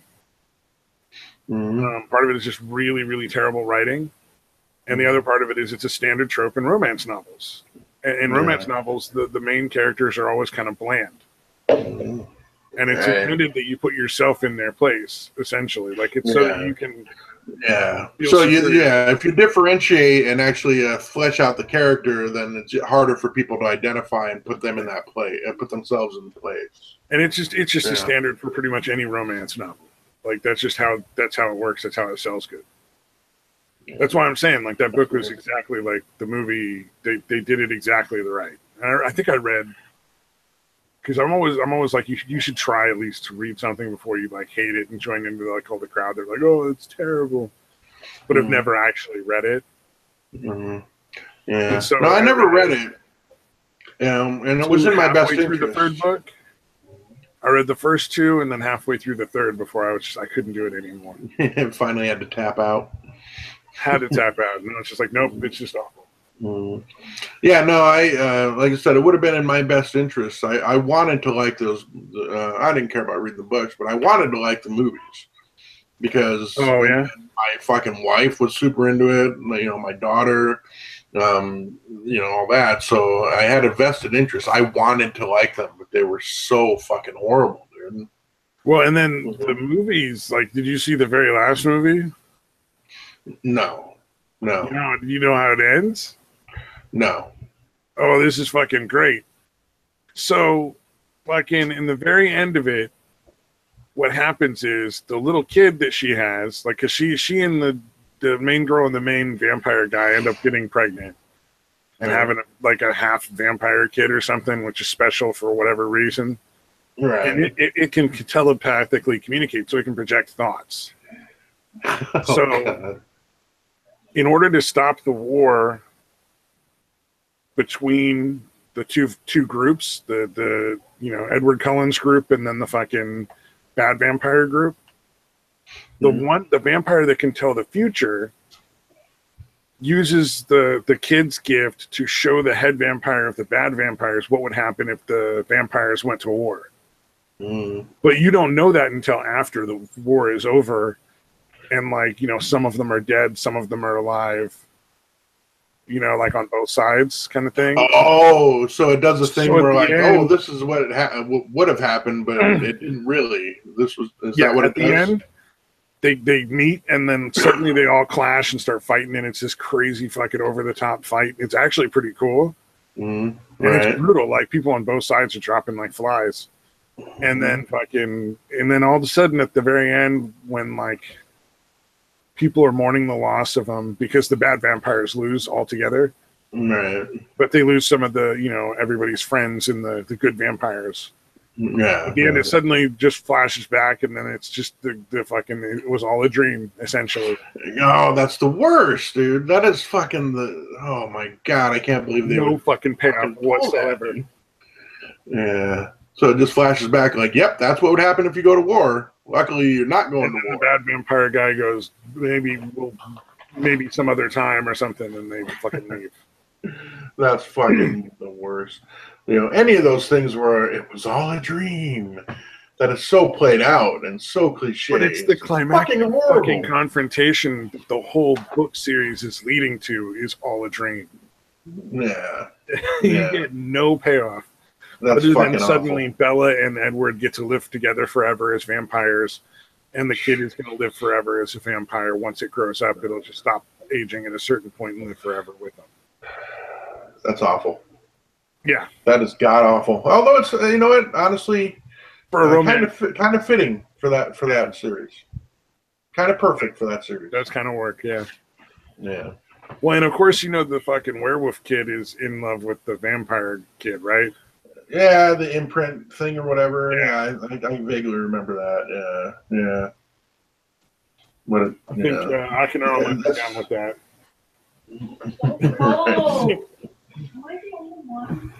God damn. Yeah. Still got 3 watching. All right. Well, yeah. Hey, did you ever subscribe to Ranthony? No, I do have it bookmarked. I need to go through and check it. He did a debate with Amos Yee a couple days ago. Oh my God, that sounds fucking hilarious. Yeah, well, it's not hilarious, but he schools him, dude. In my opinion, you might be a little more objective. Again, how hard is it to school Amos Yee? Yeah. But it is nice to see, like I said, and I know people are like, no, I don't want to, no, not at all.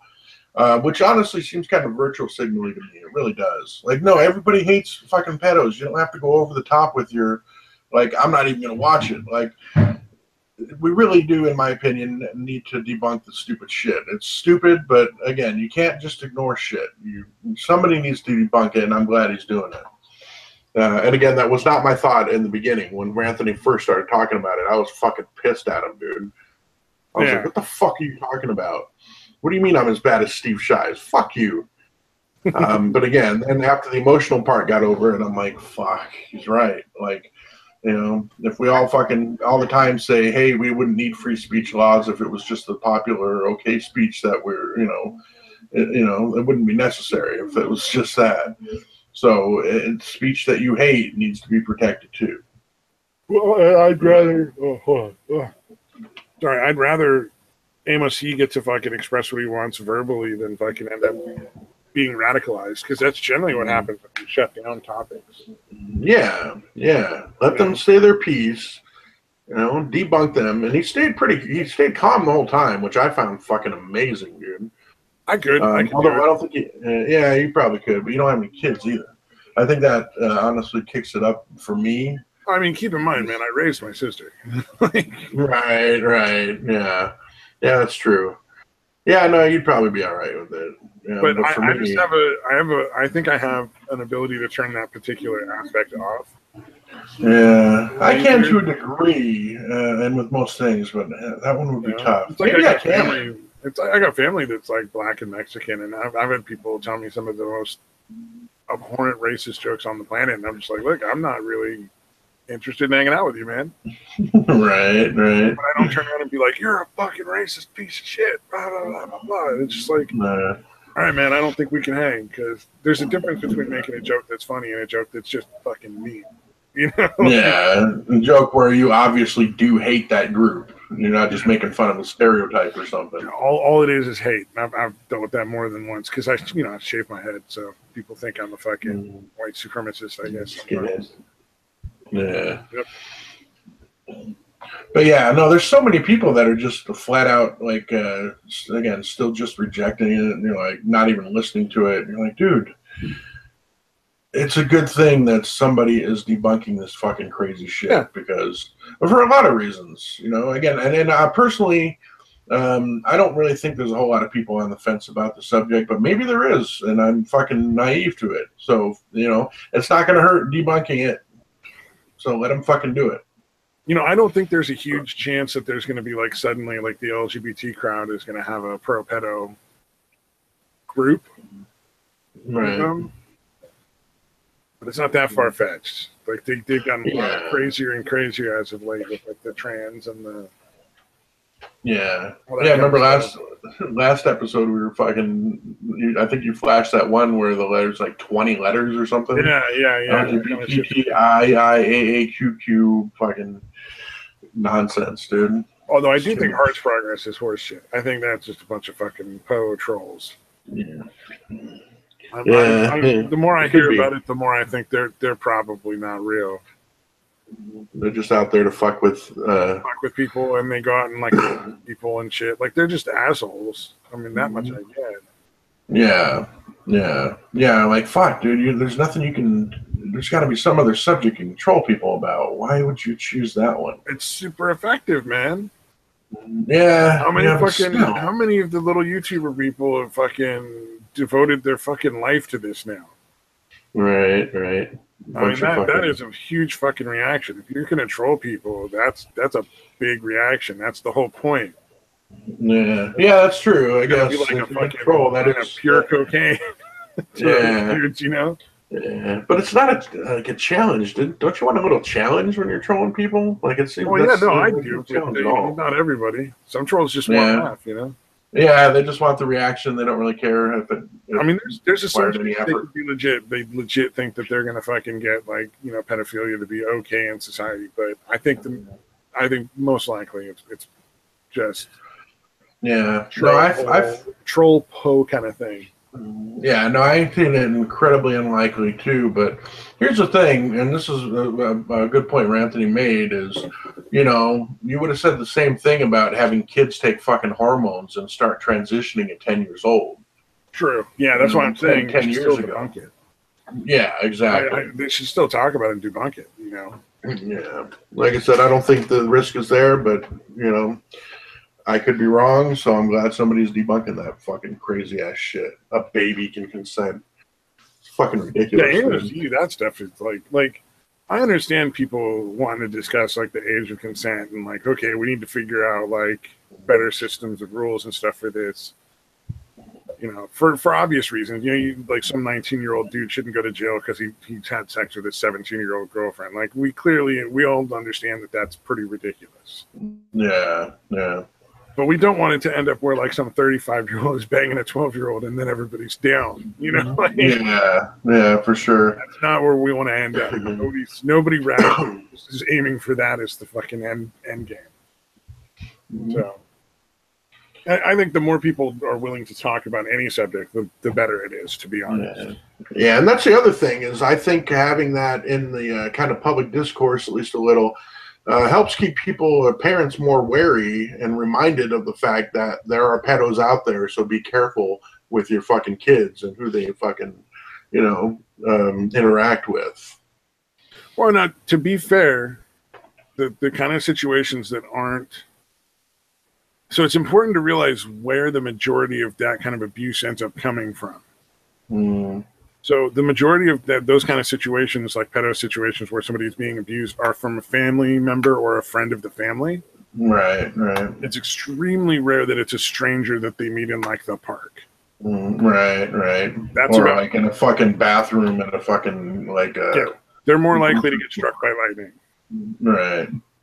And that shit obviously does happen, but it's really no. And there's no reason not to teach kids to be aware of the danger. Like you do want to make kids aware of the danger, but I think it's really, what's her name? Chagrin. Chagrin's a fucking moron. Oh, Chagrin and Barrett or whatever. Whenever somebody talks to my kids and I don't make them hug their grandparents and blah blah blah. And, it's all abuse, and I'm like, you're out of your fucking mind because you're teaching your kids to be wary of a bunch of shit that's just not dangerous. Yeah, you're not. Wait, she says to not hug their grandparents. Like they don't hug their grandparents unless they want to. Otherwise, it's abusive to the kid. Oh God! Oh, so if they're forced against their will to take a hug from their grandparents, and if somebody makes her kids uncomfortable. If her kid's feeling comfortable, she's going to go beat them up or something, or she's going to make sure they never have access to her kids again. I'm like, wait, you fucking out of your mind? Christ. Dude, that kind of coddling leads to that kind of coddling leads to people that cannot function in the real world. That's what I'm saying. There's no differentiation in severity. These kids are going to learn that being, having somebody touch your penis is the same as somebody saying fucking hug feel is awkward. Grandma hugging you. Yeah, that's just as dumb, like it's not teaching your kids anything. Right. Like you want them to be aware of hey, you know what? There are strangers out there that want to kidnap you, and here's how you avoid it. Yeah. And here's what you do if it happens. But you know what? You can go play at the park. It's fine. It's really not very likely that that's going to happen. Yeah, that's the thing. If you're making everything a 10 out of 10 fucking emergency or fucking crisis or whatever, where you're like you were saying, labeling a hug as being the same as someone grabbing your dick or whatever. Not everything. That's fucking ridiculous. Then you're not teaching them bad idea. A rational way to respond to things. Right, they're going to respond to everything the same way. Yeah. That's the thing. You're gonna freak out because, what if you got a friend that suddenly is like greets you with a hug? Are you gonna fucking freak out about that? Like he did grab your cock? You know what I mean? Exactly. Yeah. Wait, middleman. Some people are huggers. Wait. Sorry, that surprised me. Middleman obtained a slave on Twitter, apparently. Okay. Apparently, I became a congratulations. So shit happens on Twitter, man. I don't know. Right. Congratulations. I'm not sure how to respond to that. There you go. What is it? The thing that to me is it's important to teach your kids that they have boundaries with their body, there's a big difference between a hug and a kiss from grandma, and teaching your kid that if Uncle Creepy Touch wants to fucking put his hand down your pants, you tell us, let us know. You're not going to be in trouble. Nobody's going to get hurt. These are the kind of things that people will tell you if they're going to try to abuse you, and they're not true. If you come to us, we will definitely make sure that you and us are all safe. Yeah.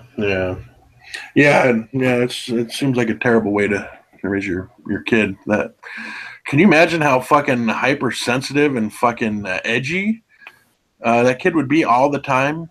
And not edgy like edgelord edgy. I mean, just on edge all the time. Jesus Christ! Or completely not on edge, even when it's necessary.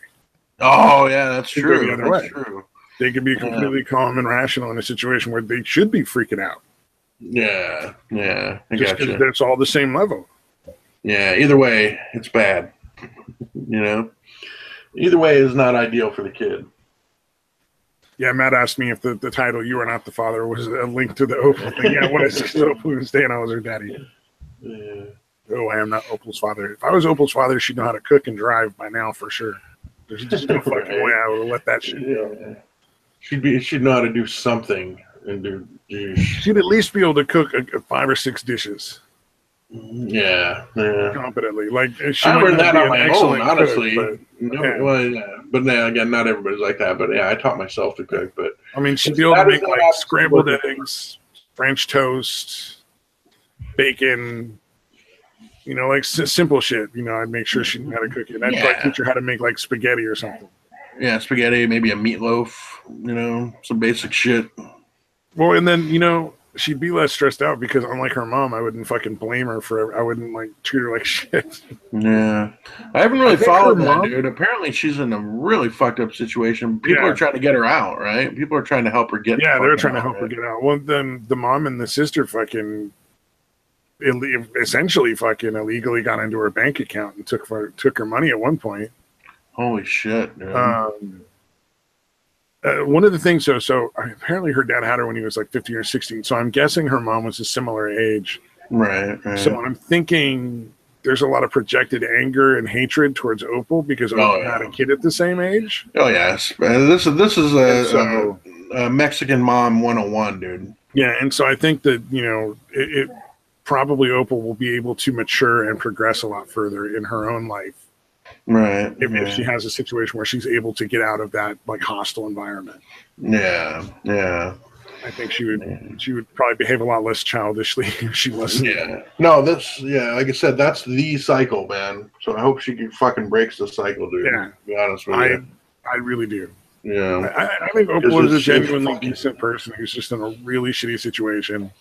Yeah. And a lot of the sort of childish antics that some people find very irritating, I think, are defense mechanisms because you can't hit the adorable kid. Right. Like essentially. Yeah, it's probably not even, or if it's conscious for her, it's barely conscious behavior. Yeah. Oh, yeah. Because she's also, just programmed to. If you're stuck in a situation where people don't allow you to become independent, you don't go through the processes of your personality changing as you become more of an adult and more independent, more capable. Right. Yeah, you're not growing as a person. You're not maturing. Yeah. And she's also like fucking 21 or 22 or something like that. I mean, she's barely fucking still pretty old anyway. Yeah. But yeah, no, it's I'm sure she would appreciate us dissecting her fucking life. Right. Yeah, well, I've seen it. Again, Hispanic families, the way the moms treat the daughters is tragic, dude. It is fucking tragic. Oh yeah, how much shit? Well, and here's the thing, they keep doing it. And they'll do it to their daughters, and they'll do it to their daughters. My cousin's wife is Mexican, and she's the best person ever. She's a super good mom. She's not abusive to her daughters at all. Right. So I mean, it runs the gamut. But I know what you're talking about. I've seen that kind of family, but it just depends on the family. I've rarely seen the exception. Well, here's what I think it is to a great extent is the fact that in a Mexican household, the boys, the sons are treated like fucking kings, and the daughters are kind of treated like servants. I was going to say the more like shit on top of that, dude. I think the more Americanized the family and the people are, the less that gets there. Yeah. Because that's sort of like the standard culture in Mexico, but the more American, like no.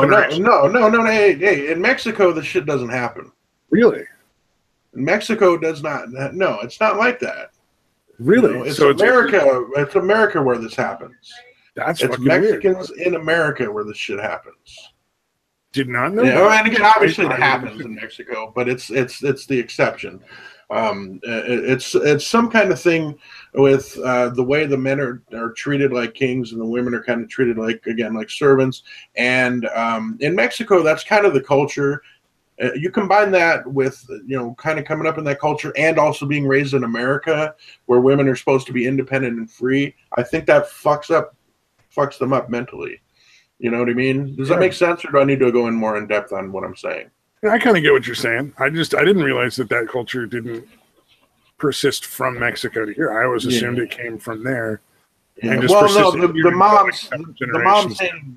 mom's hating the daughter thing doesn't really happen in Mexico. Yeah. But here it's almost like, they have kids really young. They, usually they're getting, again, I wonder if maybe the hate spawns from like over here. Sometimes the daughter has more opportunities than the mom had. Well, it's honestly, I think it's the fact that the daughter is younger and more attractive. I think that has way more to do with it. And the fact that the daughter kind of ruined their life or whatever they think. You know what I mean? Yeah, that happens. But mostly because it happens. Because my ex and her daughter got along great until like shortly after she went through puberty. As soon as my daughter got sexually like a competition thing. Huh? Yeah. Jealousy, I think, more than competition. But yeah, absolutely, dude. It's interesting. Yeah, man. I did not know that. I did not have experience with this. In my family, that's never been how it works. Like, most everybody is really good with everybody except for like my aunt was kind of abusive. Not abusive, but just kind of a bitch. Terrible mom. I'm sorry. No, not even. No, gotcha. Like, I mean, she was just kind of like a little selfish and a little bitchy, but she so wasn't like neglectful more than anything, or she was just kind of like neglectful. Right. And so like all my cousins ended up getting brought up by my grandmother after they became teenagers. Yeah. And I kind of think, because that's kind of what my son got. He didn't get abuse the way, his sister did. He just got ignored, which is not, that's not nothing, obviously. But it could be a lot worse, yeah. But it's like my generation getting abused and fucking beat up and shit, or being ignored. Whereas my generation is all really good parents. Right. Except for like on my mom's side. Like my cousin, on my mom's side, my cousin is like, he has no job, but he's just had another kid. He just like, yeah, that's fucking weird, dude. That's from the mom who's like who was a really bad addict and got off of the drugs, but never off the behavior. Just transferred the addictive kind of behavior to other things. Oh, right. Yeah. Yeah, no, Opal's a nice girl. I like her. I don't dislike her at all. But I don't dislike. Well, no, she annoys me, but I don't really dislike her. Like I find her irritating. But again, you find the persona. You find the persona and the fakery. Yeah, I don't find it. I don't think it's genuine, and I don't mind it being a character. But she's not really upfront about the fact that it's more or less, or maybe she's not even that aware of it. To be honest with you. She's a little bit more upfront now. She's been at least the last few times I've seen her on streams. Yeah. No, and squeaker voice I find really annoying. The fucking squeaker voice. Like I said, if she that's a good way of putting it. I like that squeaker voice. Yeah. If she talked with again, I love the line bill paying voice. It's fucking great. But yeah, if she is a bill paying voice all the time, and we've talked about this here a couple of times, like I think she'd be better off because I think she's probably a pretty interesting person. I'd love to have her on again. I'd love to have her on again with the bill paying voice. Right. Yeah, she's too big for it now. That was back in the days. She's way too cool for us, man. She's got the cunt stream and the kumite and all that. And failures whole crowd. Yeah. But apparently a lot of people are white knighting for her, and then I guess Tonka saw was like, dude, I talked to her, like she's in on the joke. Oh yeah. But apparently like him and Vamp Candy actually interact with her off stream, dude. Yeah. And are trying to help her and shit. No, I'm sure. I'm not at all surprised. Yeah. Like let it be clear. I'm not a fan of Tonka, but I don't think he's a terrible person. Yeah, no. I just don't particularly care for him. Yeah. And like I just No, don't he's like all I right. wouldn't want to hang out with the guy. That's all. Yeah. Yeah. No, like I said, I think he's okay, but yeah, I get what you're saying. You know, like I said, I didn't realize for the longest time because I only saw him on the cunt stream. I'm like, all this dude does is yell and shit. Like even in the fucking. I've heard some of his deep thought kind of stuff in the beginning of his Kumite thing when he's just talking on his own. Yeah. And really, to me, is like somebody getting high off their own fucking farts. I gotta label it. Yeah. But at the end of the day, I do think he's genuinely a decent person. Like he's not like I don't think he's abusive to anybody or just like a piece of shit or anything like that. I just like he's not somebody I would choose to. Yeah, he's just not your cup of tea, basically. Yeah, exactly. Not my cup of tea. But no animosity there. Like I don't have anything to fucking. Yeah. There's no vendetta on my side, and I sincerely doubt on his either. Like I doubt he gives a shit. But yeah. Yeah, you might have a little Twitter exchange there every once in a while, but. I do like to fuck with him on Twitter occasionally. Yeah, because he definitely goes. He goes from fucking 0 to 60 real quick, dude. Yeah. Well, and it's funny because you can always tell if you criticize something, he's heard from a friend. Mm-hmm. Mm-hmm. And that's one of the reasons why I think he's a good person. Like he genuinely cares about his friends, you know, obviously, or he wouldn't try to defend the stuff that they say so vehemently, even when it's wrong. Yeah, that is a little weird. That whole group is. It is kind of funny though, but I don't. With him, I don't know how much of it might be an act though, too, because it is kind of a character still. Like it's him, but it's also a character. Yeah, you know what I mean. Yep. So I don't know how genuine his freaking out over shit is. I'm sure he definitely gets angry, but he also plays it up a little. Like for Failure, I think Failure just can't take criticism at all. No. But for Tonka, I think part of it's the character. Yeah, you know what I mean? I feel really bad for Failure, but at the same time, I'm kind of not surprised. He can't stream now. Right. He didn't get any strikes or anything, but he can't stream. And I'm like, it has to be the fucking dump that was running on his channel twice a week. Yeah, I wouldn't doubt it. Even all these old shows that are obviously copyright infringement, you know, like really should be fair use. To be fair, like I do agree with UA that there's the way he's doing it is totally different from the way they were originally like put forth. And I think he adds a lot to the whole thing by flipping around and making fun of stuff, and I think he adds enough to me that it would be a fair argument for how old they are and for transformative too. Would be, especially with also how old they are, would be fair use kind of stuff. Yeah. Nobody's losing money because of what he does anyway. Yeah, that's the thing is you have to show a monetary loss on that, like monetary impact.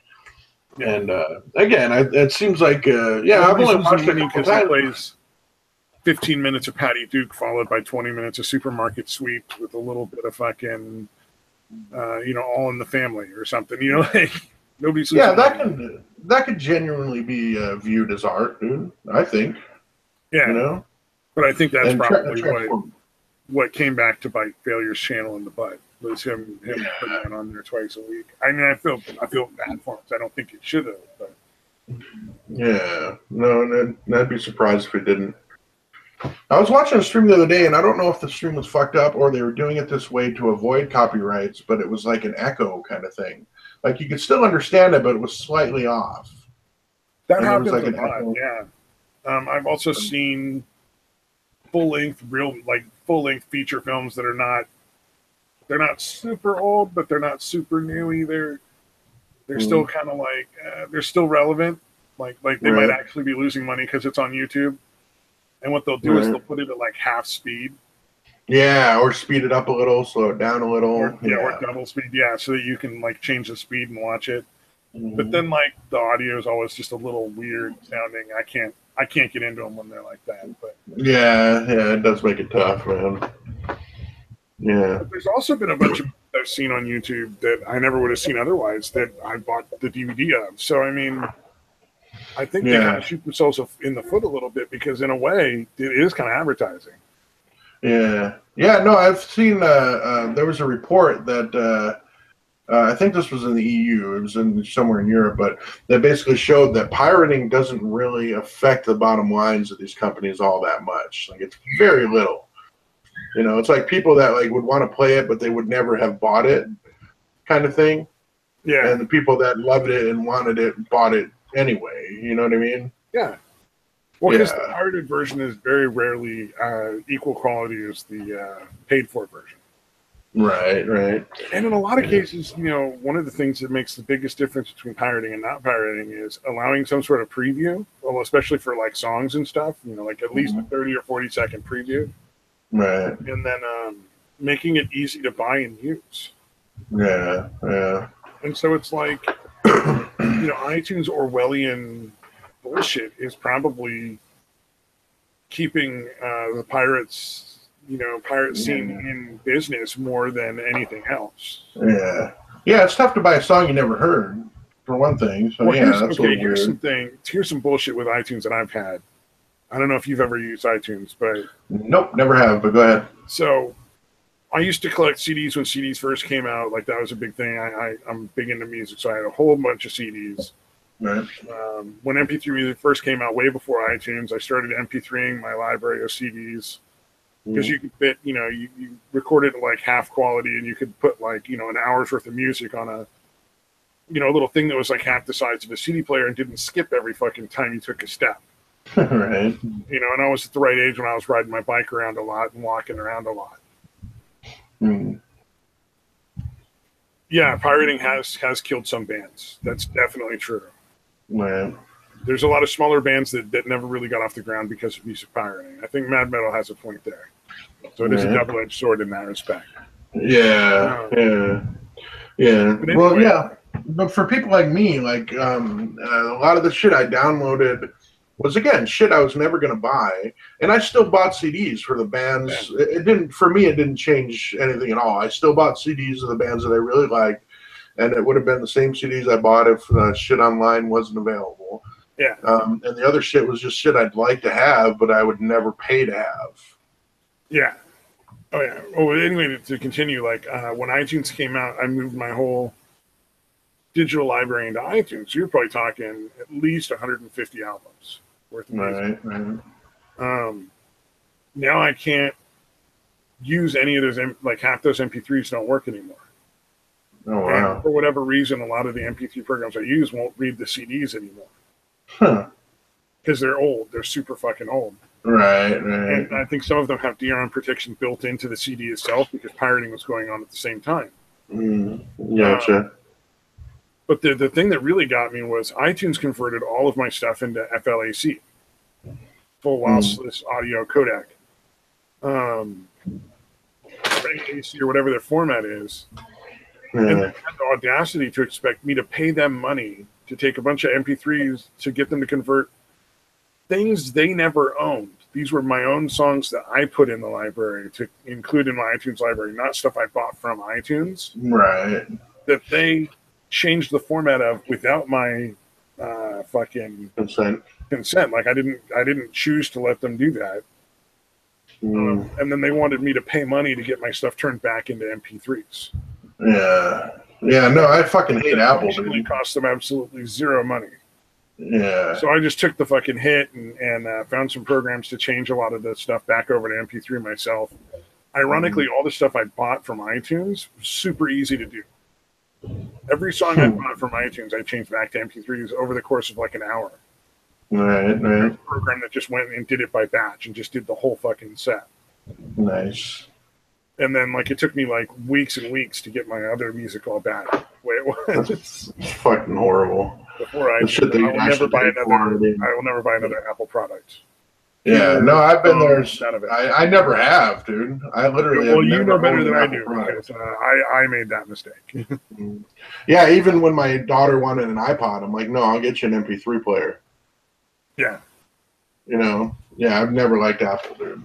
I know the Macs are apparently great, but there are a lot of people who really fucking love Macs, and I get that there's advantages. The only thing they're good for, from what I've heard, is the editing is fairly easy to do. Yeah, and they don't crash nearly as much and that kind of shit, apparently. But but they're not as flexible. Like you can't make them do as many things as you can with computers, like PC. Right, PC can be changed and like modified to do a whole bunch of stuff that Apples and Macs will never do. Yeah, and that kind of shit requires drivers and all that kind of shit. Or I don't know if it still does. You can't upgrade a Mac either. Yeah. So like I'm buying a new computer because it was like a $500 off the computer sale. Mm-hmm. But it was like it's a 16 gigabytes of RAM to start with, but there's 2 more slots, so I can make it 32 gigs of RAM at any time. Right. You know, like I can just, I can buy something that's not as, amazing and cool as I want, and then just, save up for a couple of months and then make it as amazing and cool as what I wanted. Right. So, like I can, it actually has a little fucking thing where you pop the front of it open, and it has 2 trays that you can just pull out. So if I want to expand how much memory it has, just like, stuff I can store, like I can just buy like a 2 or 3 terabyte drive and just fucking plug it in. And I don't even have to open the case to fucking upgrade the fucking memory. It's just like, it's so much better than Mac in that respect. Yeah. Plus, I don't know why this brought that up to me, but are you familiar with the arcade emulators? Have I ever talked about that with you? Actually, I'm replaying Final Fantasy Tactics. Yeah, no, I mean arcade games. But it's a similar thing. It emulates a PlayStation instead of an arcade. Gotcha. Yeah, I haven't done it in a long time, but man, there was one called it was like MAME 32, which is like a multiple arcade machine emulator, MAME, that literally could play pretty much any game that was like at least 3 years old. It could play any arcade game that was like at least 3 years old. And that's not bad. Yeah, it's fucking awesome, dude. Like, do you remember the Super Off-Road little racing game? Little truck racing game? Yeah, actually, I do. I think Engelhardt plays that a lot still.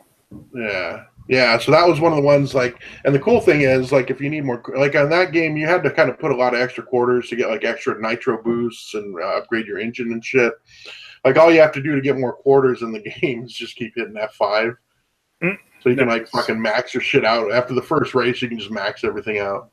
But it's a really cool thing. If anybody out there doesn't know about it, and I haven't checked it in years, but it's got to still be out there. An updated version, I assume. But I just thought it was fucking cool as hell to be able to play like Double Dragon or Rolling Thunder, Mr. Do. For some reason, Mr. Do was the one.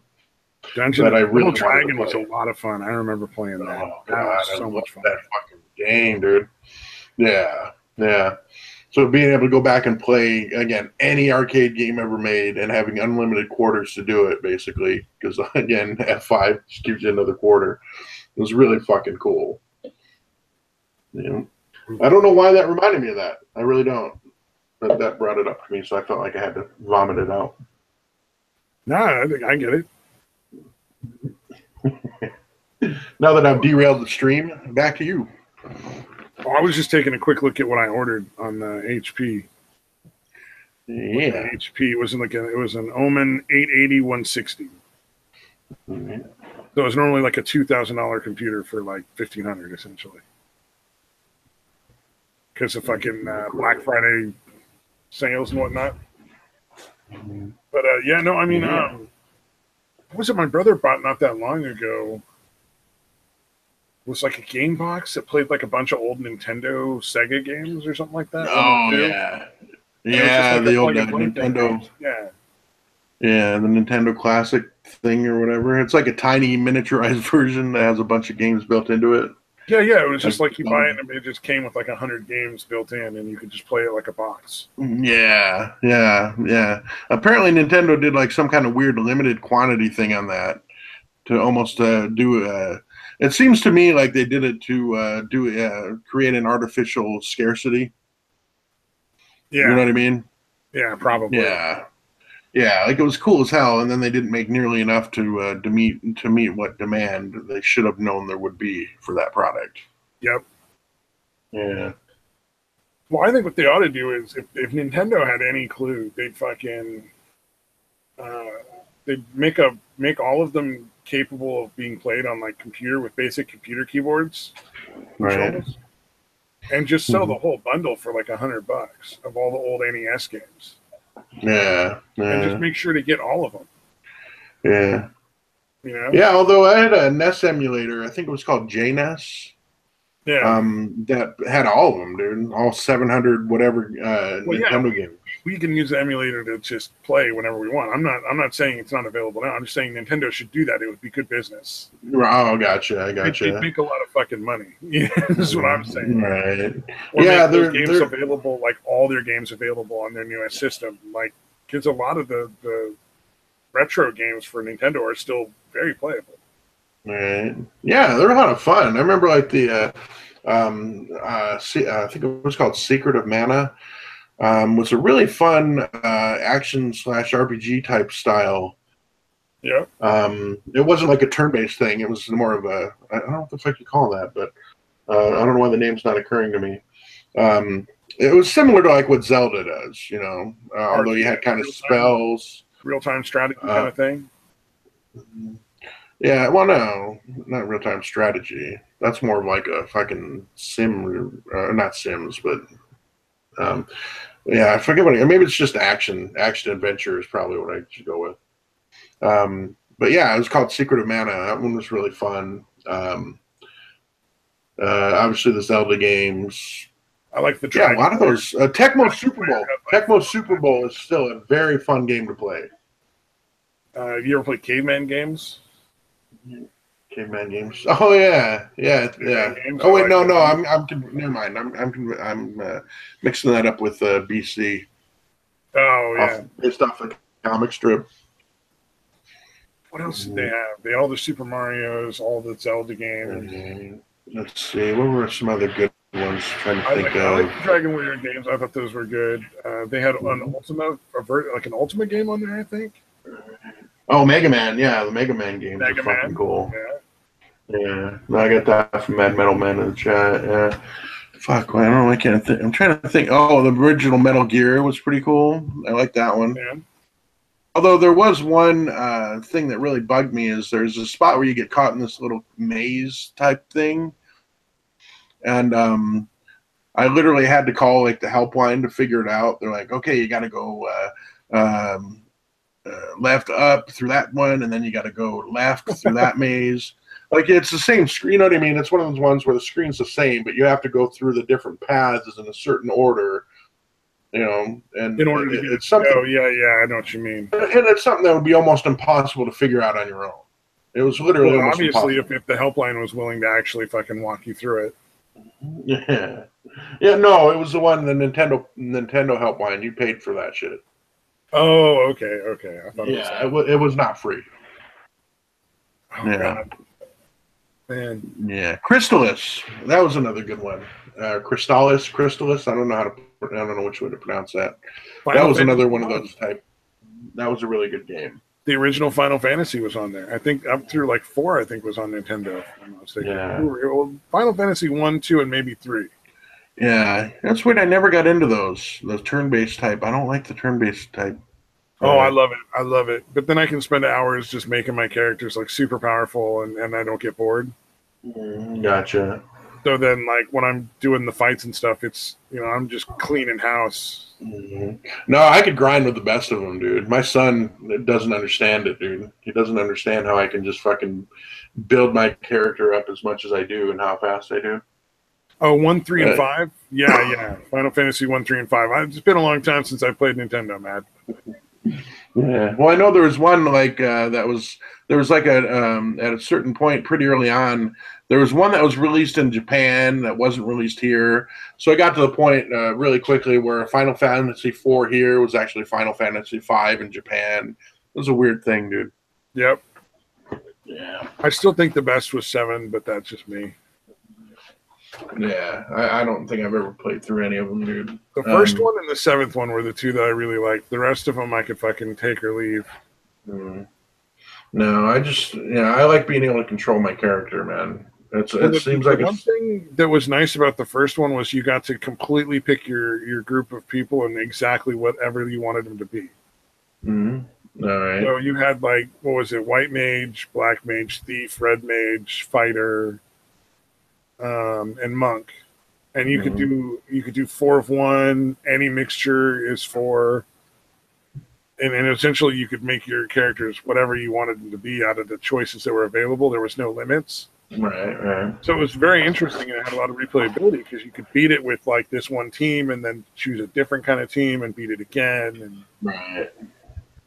It was go through a completely different play style with the different classes. Yeah, I can see that. But I still want to be able to control my goddamn character, dude. Oh yeah, now Mad Metal is pointing out that 1, 3, and 5 because he was pointing out like the Japan thing. Now I get it. Okay. Yeah, so it's kind of what I was talking about. How there was ones released in Japan and not released here. Yeah, so the numbers didn't match up anymore. Yeah. It's just like the game that was Super Mario Brothers 2 was not a Super Mario Brothers game in Japan. Oh yeah, really? I forget what it was called, but yeah, because it really is nothing like, or not really all that similar to the original Super Mario Brothers. You know, with all the weird, just all the weird shit going on. That was a fun game though. That was when I was kind of at my peak. I'm like, I beat that game in 2 days. I'm a fucking master. The Mario games I could never get very far in. I was never very good with that. Mm-hmm. Yeah, well, no, I got good, but I had that game for like because it was when I originally got the Nintendo when it first came out. I originally got the original Nintendo. That was obviously the game that came with it. It took me a long time before I actually beat that thing. Several months if I remember correctly. Oh yeah, maybe longer than that, but I know it was at least several months. I never, but I could beat Super Mario Brothers now. Yeah, I could still. Well, I still play a lot of games, obviously. So, I think I can still pull it off. Never my thing. Like I was never into like the running across and jumping and avoiding the bad guys kind of deal. Yeah, no, I like those ones too. Yeah, and on level 4-2, I love the little turtle trick to get all the extra lives. I did like classic Duck Hunt. I might be the only person that actually loved that game. No, that one was fun, dude. I like that one. I think if they improve with the improvements they've probably made with gaming stuff right now, like Duck Hunt would probably be a lot of fun. Oh, Contra was fun. Yeah. Oh, fuck yeah, dude. Castlevania. Yeah, Castlevania. That was a bitch. Holy shit. I was so proud when I finally beat that game, dude. Holy shit. Milo's Secret Castle I played a lot of, and I was terrible at it, but I loved that game nonetheless. Oh, Metroid. Why the fuck did we forget Metroid, dude? Bionic Commando, yes. Had that little fucking grappling hook thing. I fucking love that game, too. Yeah.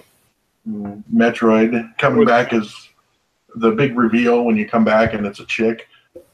Oh, yeah. There was a game where it was like a sort of a platforming adventure game. And it was like a wizard family.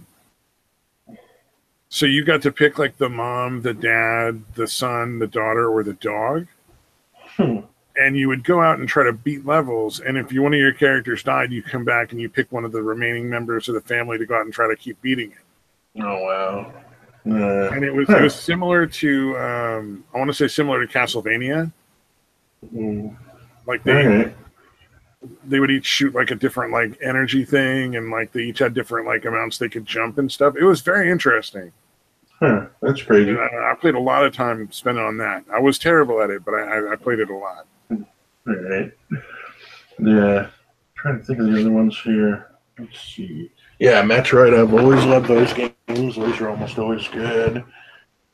Games are obviously always Zelda. Oh man. Yeah, every Zelda game I got, every Zelda game came out, I always had I always got the gold cartridge. Like I got it, like towards the end, I would pre-order it when you could do that. But even the original one, man, that thing, dude. If you have a fucking gold cartridge Zelda game nowadays, that's worth thousands of dollars, dude. Really? Because I'm pretty sure we do. We have a couple of those. Yeah. Yeah, well, if it's and obviously this is probably not the case for you, but if you have one that's actually never opened, like it's in the original box, no, they're opened. Yeah, no, they're opened. It's still probably worth a decent amount, dude. But no, like if you have one that's never opened and shit, it's like $5,000. It's worth like at least $5,000. Oh wow. Yeah, but yeah. again, If I had one of those, I'd sold it for $5,000 by now. Are you kidding me? right. Yeah, well, actually, let me price it. I could buy a fucking used van that I want, like easily. I could probably spend $3,000 or $4,000 and get a decent van and still have like $1,000 left over to fucking buy materials to put in it. Yeah, let me see. Let me try to price ones that aren't, because like I said, it's still got to be worth a decent amount. Yeah, people would notice if I grabbed it and sold it now. Right. Let's see. Factory sealed. Oh, maybe the price has gone down. Oh, that's not the gold one. For the gold one. Yeah, I want to say I know for sure we have a gold cartridge of Link. Yeah. Oh, the second one. Yeah, for sure. And I think we have the one of Zelda, the first one as well. Zelda 2, The Adventure of Link, factory sealed, VGA graded 85 plus, $3,000. So I wonder what it is used, banged up, used. Oh yeah, it's still worth like 25, 35, $40, somewhere in there. Yeah, that's what I was thinking. That's the thing. It's incredibly rare that you're going to find an I'm unused. sure somebody put their address out online, and I could open. come across one of those copies for myself. Right.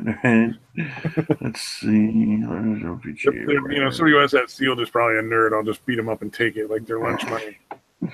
Right. Curse from the outskirts. Well, it's like I used to have like the first and second and third comic of Shazam, but they were just all beat to hell. Oh, right. So I got rid of those a long time ago. I think I sold them for like $20 a piece or something to somebody. Yeah, that's the thing with comics, man. Is condition is absolutely everything. Yeah, I mean, they were still, $20 is not a bad deal per, but it still is just, if they'd have been in mint condition, that'd have been several hundred easy. Yeah, at least. Yeah, dude, I don't know. I don't think I've told you this story before, but and I may have. If I did, I apologize. But my ex's dad was staying with us, and I had a shitload of my comic books there, and he was talking about how he had some, like a bunch of old Captain America, Incredible Hulk. So I tell him, I'm like, well, let me know. Let me know if you have Hulk 181. Which is the first full appearance of Wolverine. Oh, okay. Which is worth a shitload of money. Wolverine's basically still the main Marvel guy, I believe. Maybe Deadpool a little bit now, but he's still up there. Oh yeah, Wolverine is definitely going to be the big fucking money right now. Yeah, I getcha. So I'm like, yeah, let me know if you have a copy of Hulk 181, right? And like maybe like 5 minutes later, he's like, you mean this? Copy of Hulk 181. God damn. Yeah. But here's the fucked up thing. For? Yeah, well, here's the fucked up thing is back then Marvel had this thing like in the back, one of the last few pages of all their titles, they had these little they call them Marvel value stamps. Where it was like a picture of like Thor or like some other character, right? Yeah. And they had like a little book. You were supposed to cut them out and then fucking put them in the book. Oh no! And they were like making this huge deal about how much these things were going to be worth, right? And he cut it out.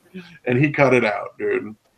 He had cut it out. Oh god, that's probably like half the value or like 2/3 the value right there. Way more than that. It cuts it like cuts 90%. It to a tenth of the value more. Yeah, it's 90% of the value, dude. Damn. Yeah, but still, it wasn't in great condition anyway. But even in that condition, it was probably worth at least $400 bucks.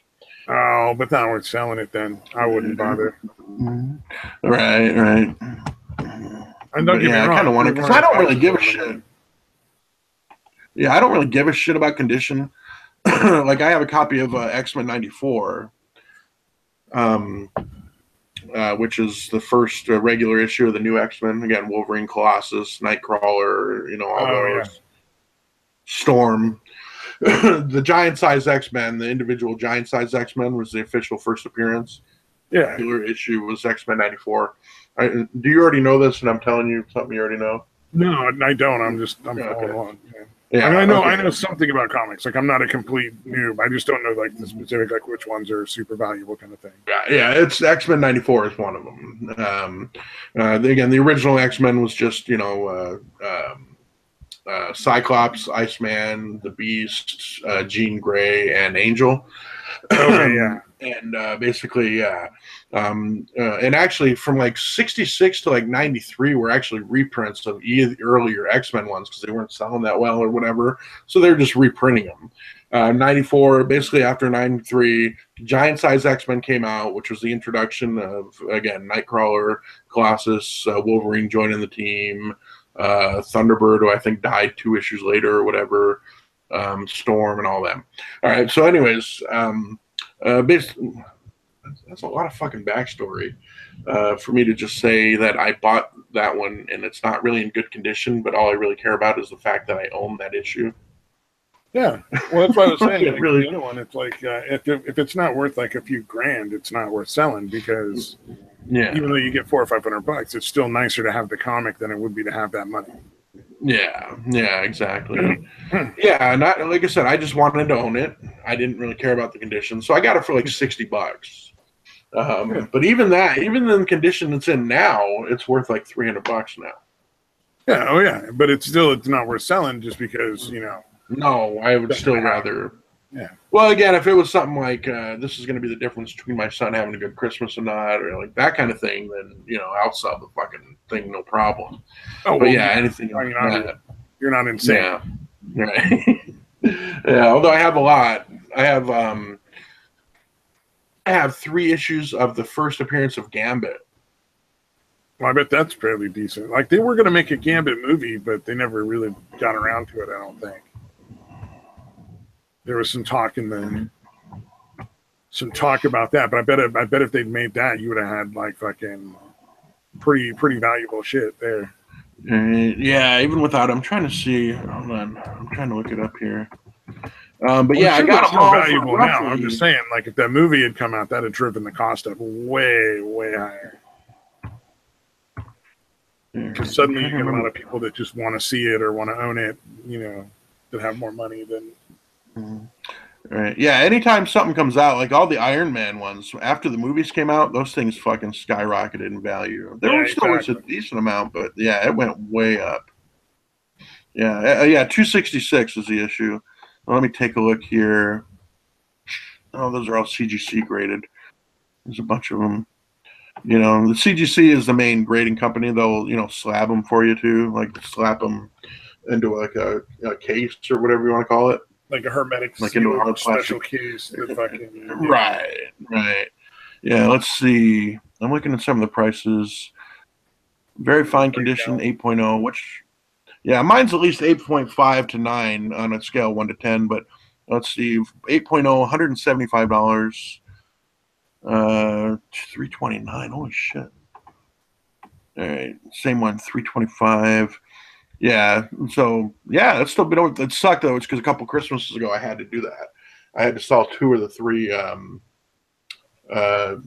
copies of that issue. Oh yeah, yeah, and I had to sell them a lot cheaper than what it was worth because I sold both copies for like $100. Yeah, but they're really worth like $600 altogether. Yeah, no, it wasn't that bad. It was roughly at that time. It was worth about roughly about $200. Oh, okay, so you had to sell them for half price. That's not too bad. Yeah, that's about standard. Exactly. That's about standard when you're like trying to sell something to like probably like a comic book store or like. No, a comic book store will give you like 10%. They won't give you fucking shit. Or like making a quick sale. Like if you're not. Like the person. Yeah. Yeah, it's 40 to 60% if you really want to make a deal on it. Yeah. I got some deals from comic book stores where I sold them some stuff for pretty reasonable, like half the price thing. So. No, gotcha. That's not bad at all. Depends on what you're dealing with. Yeah. Yeah, because they'll usually fucking. But that would have been in the 90s. That would have been in the 90s, and I think now you probably, like within the last few years for sure, you certainly wouldn't be getting the same deal in like the 2000s. Yeah, no, it's changed a lot, man. Condition is king, much more than it was even like 10 years ago. And now it's like there's such a huge difference between something that's grades out at like a 9 or grades out at like even an 8. Like the difference between near mint to like very fine, which would be like a 9 to an 8, is huge. Like it's a big fucking deal, you know. And it goes down pretty quickly from that point on. Says he can't sell his comics. He has a Hulk 2099 #1. I don't know which one that is. See, Mad Metal. I'm a filthy cash. I'm a casual comic guy, so I totally could sell my comics if I had any still. Yeah, I collected them when I was a kid, enjoyed it for a little while, and then gave them away, and I was fine with it. I don't have any regrets. Yeah. Oh, there's this one. The first appearance of Carnage in Spider-Man, Amazing Spider-Man 361. I have like 6 copies of that thing, dude. Huh. And it's fucking. Let me take a look here. That one is. Jesus, there's a lot of them here. Come on, go back up. And they're in really good condition. Like when I originally bought them. Yeah, here's one that's just an 8.0 on a scale of 1 to 10 for grading. That one's $108. That's not bad. There's one CGC 9.4 is $395. Good Lord. Holy shit. And I have like 6 of those, dude. Yeah, so all of them are like, and mine are going to be at least like 8.5 to 9. I'm not really good on grading. I kind of get it, but I always kind of grade under like a half of what I think it actually is when I'm trying to sell the shit. But yeah, look at that. I got like 6 copies of that thing, man. I got to try to sell some of them. Yeah, and when I got them, they weren't worth shit. You know what I mean? Yeah. Like I really lucked out. I had what happened was buying shit on eBay, buying comic blocks on eBay after I got a rehab was like my replacement obsession or whatever you want to call it for a while. Yeah, I can see that. Yeah. So basically there was this one guy that was selling these huge lots of like X-Men comics. It must have been a store that was going out of business. I can pretty much guarantee it. So he would put these lots together of like 100 X-Men comics, 100 Spider-Man comics, plus like a bunch of the trade paperbacks, you know, or the big ones where they kind of reprint a bunch of the old issues in black and white, like a certain run of the issues. There'd be like 4 of those things in there, and those are worth they're like $20 if you buy them in the store and shit. Oh yeah. So anyways, get expensive. I've looked at some of them. I've seen it like 60 or 80. Yeah, they get up there depending on how big they are and, you know, whether they're in black and white or not. The ones where like Batman got super, super dark and started killing people. Oh, right. And those were like $60 to $80 a pop, and there were like 4 of them, and I was like, well, not that interested. Right. Yeah. But anyway, so like this guy would he was selling these huge lots of these, dude, and I was constantly winning them for pretty cheap prices. Like that thing of the there's a run for the X-Men ones was roughly from about issues roughly 200 through maybe 300, 350, somewhere in that area. But one of them was the Gambit one, the first appearance in Gambit. And I got that entire lot plus a bunch of the trade paperbacks and shit, the old reprints or whatever, for like $68 or something like that. And same thing with the Spider-Mans. I won like 4 or 5 different lots that had that issue in there. Huh. And again, I ended up with like a total of like 6 of them. And at the time, they were worth like maybe like, I don't know, $7 or $8. And Carnage has got incredibly popular. So they shot up in value like fucking crazy. Yeah. Oh, interesting. You could actually play the comics essentially. Yeah, like but it's hard. Yeah, it's harder to liquidate them though. I'm not saying it would be as profitable. I'm just saying one could if they wanted to. Oh yeah, Dude, listen to this. I was reading some of the old comic books from when I was a teenager, and I always wanted to get the Giant Size and the X-Men, Giant Size X-Men #1 and the X-Men '94. Just never did it. But I was going back and I was reading through some of my own comics, and in the comics there's advertisements for selling old comics and shit. And basically, like Giant Size X-Men #1. Well, now it's worth in near mint conditions, probably worth about $3,000. I haven't checked that one in a while, but probably roughly about $3,000. I was looking back through the advertisements; those things were selling for $50 back then. Damn.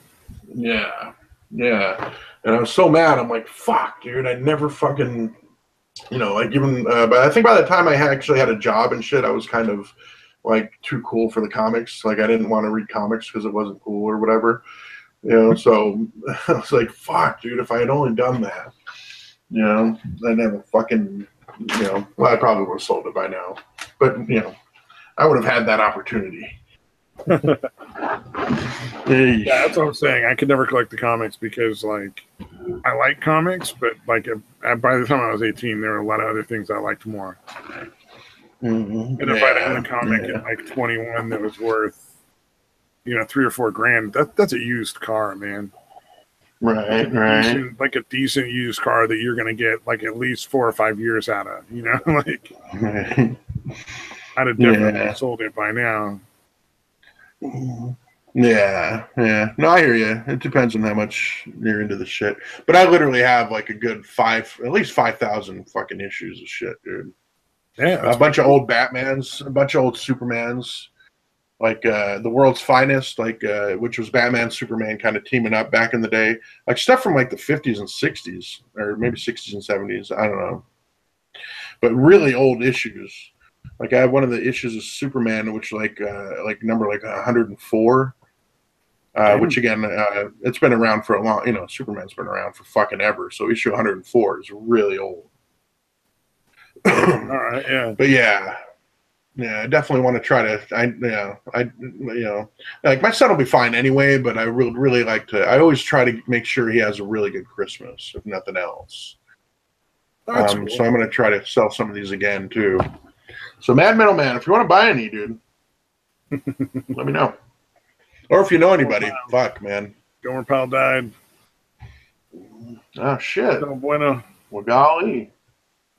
They keep taking them, man. They keep taking everybody this year. This year's the fucking year of death, man. That's true, man. Over the last 12 months. I think it's just going to start getting worse. Yeah. The baby boomer generation is going to go. Yeah, that's true. Yeah, seriously, let me know. Yeah. Dookie Pootie on Twitter. Right. I'm just saying, I'm going to put it on here. Yep. Feel free to answer if you can find my. I wonder if that's changed since. I don't think it's changed since.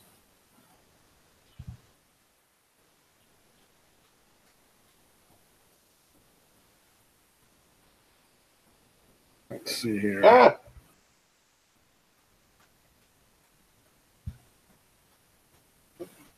One last look.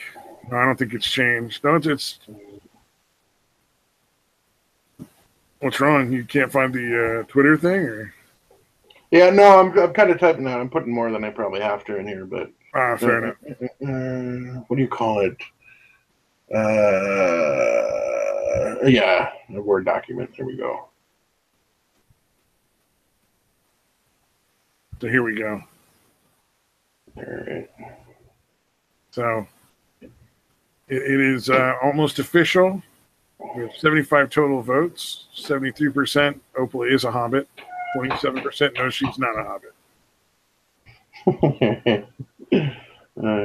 Nice. Because I am a good human being and not a bad person at all. Yeah, no, that's funny. Yeah, I'm sure she'd find the humor in it too.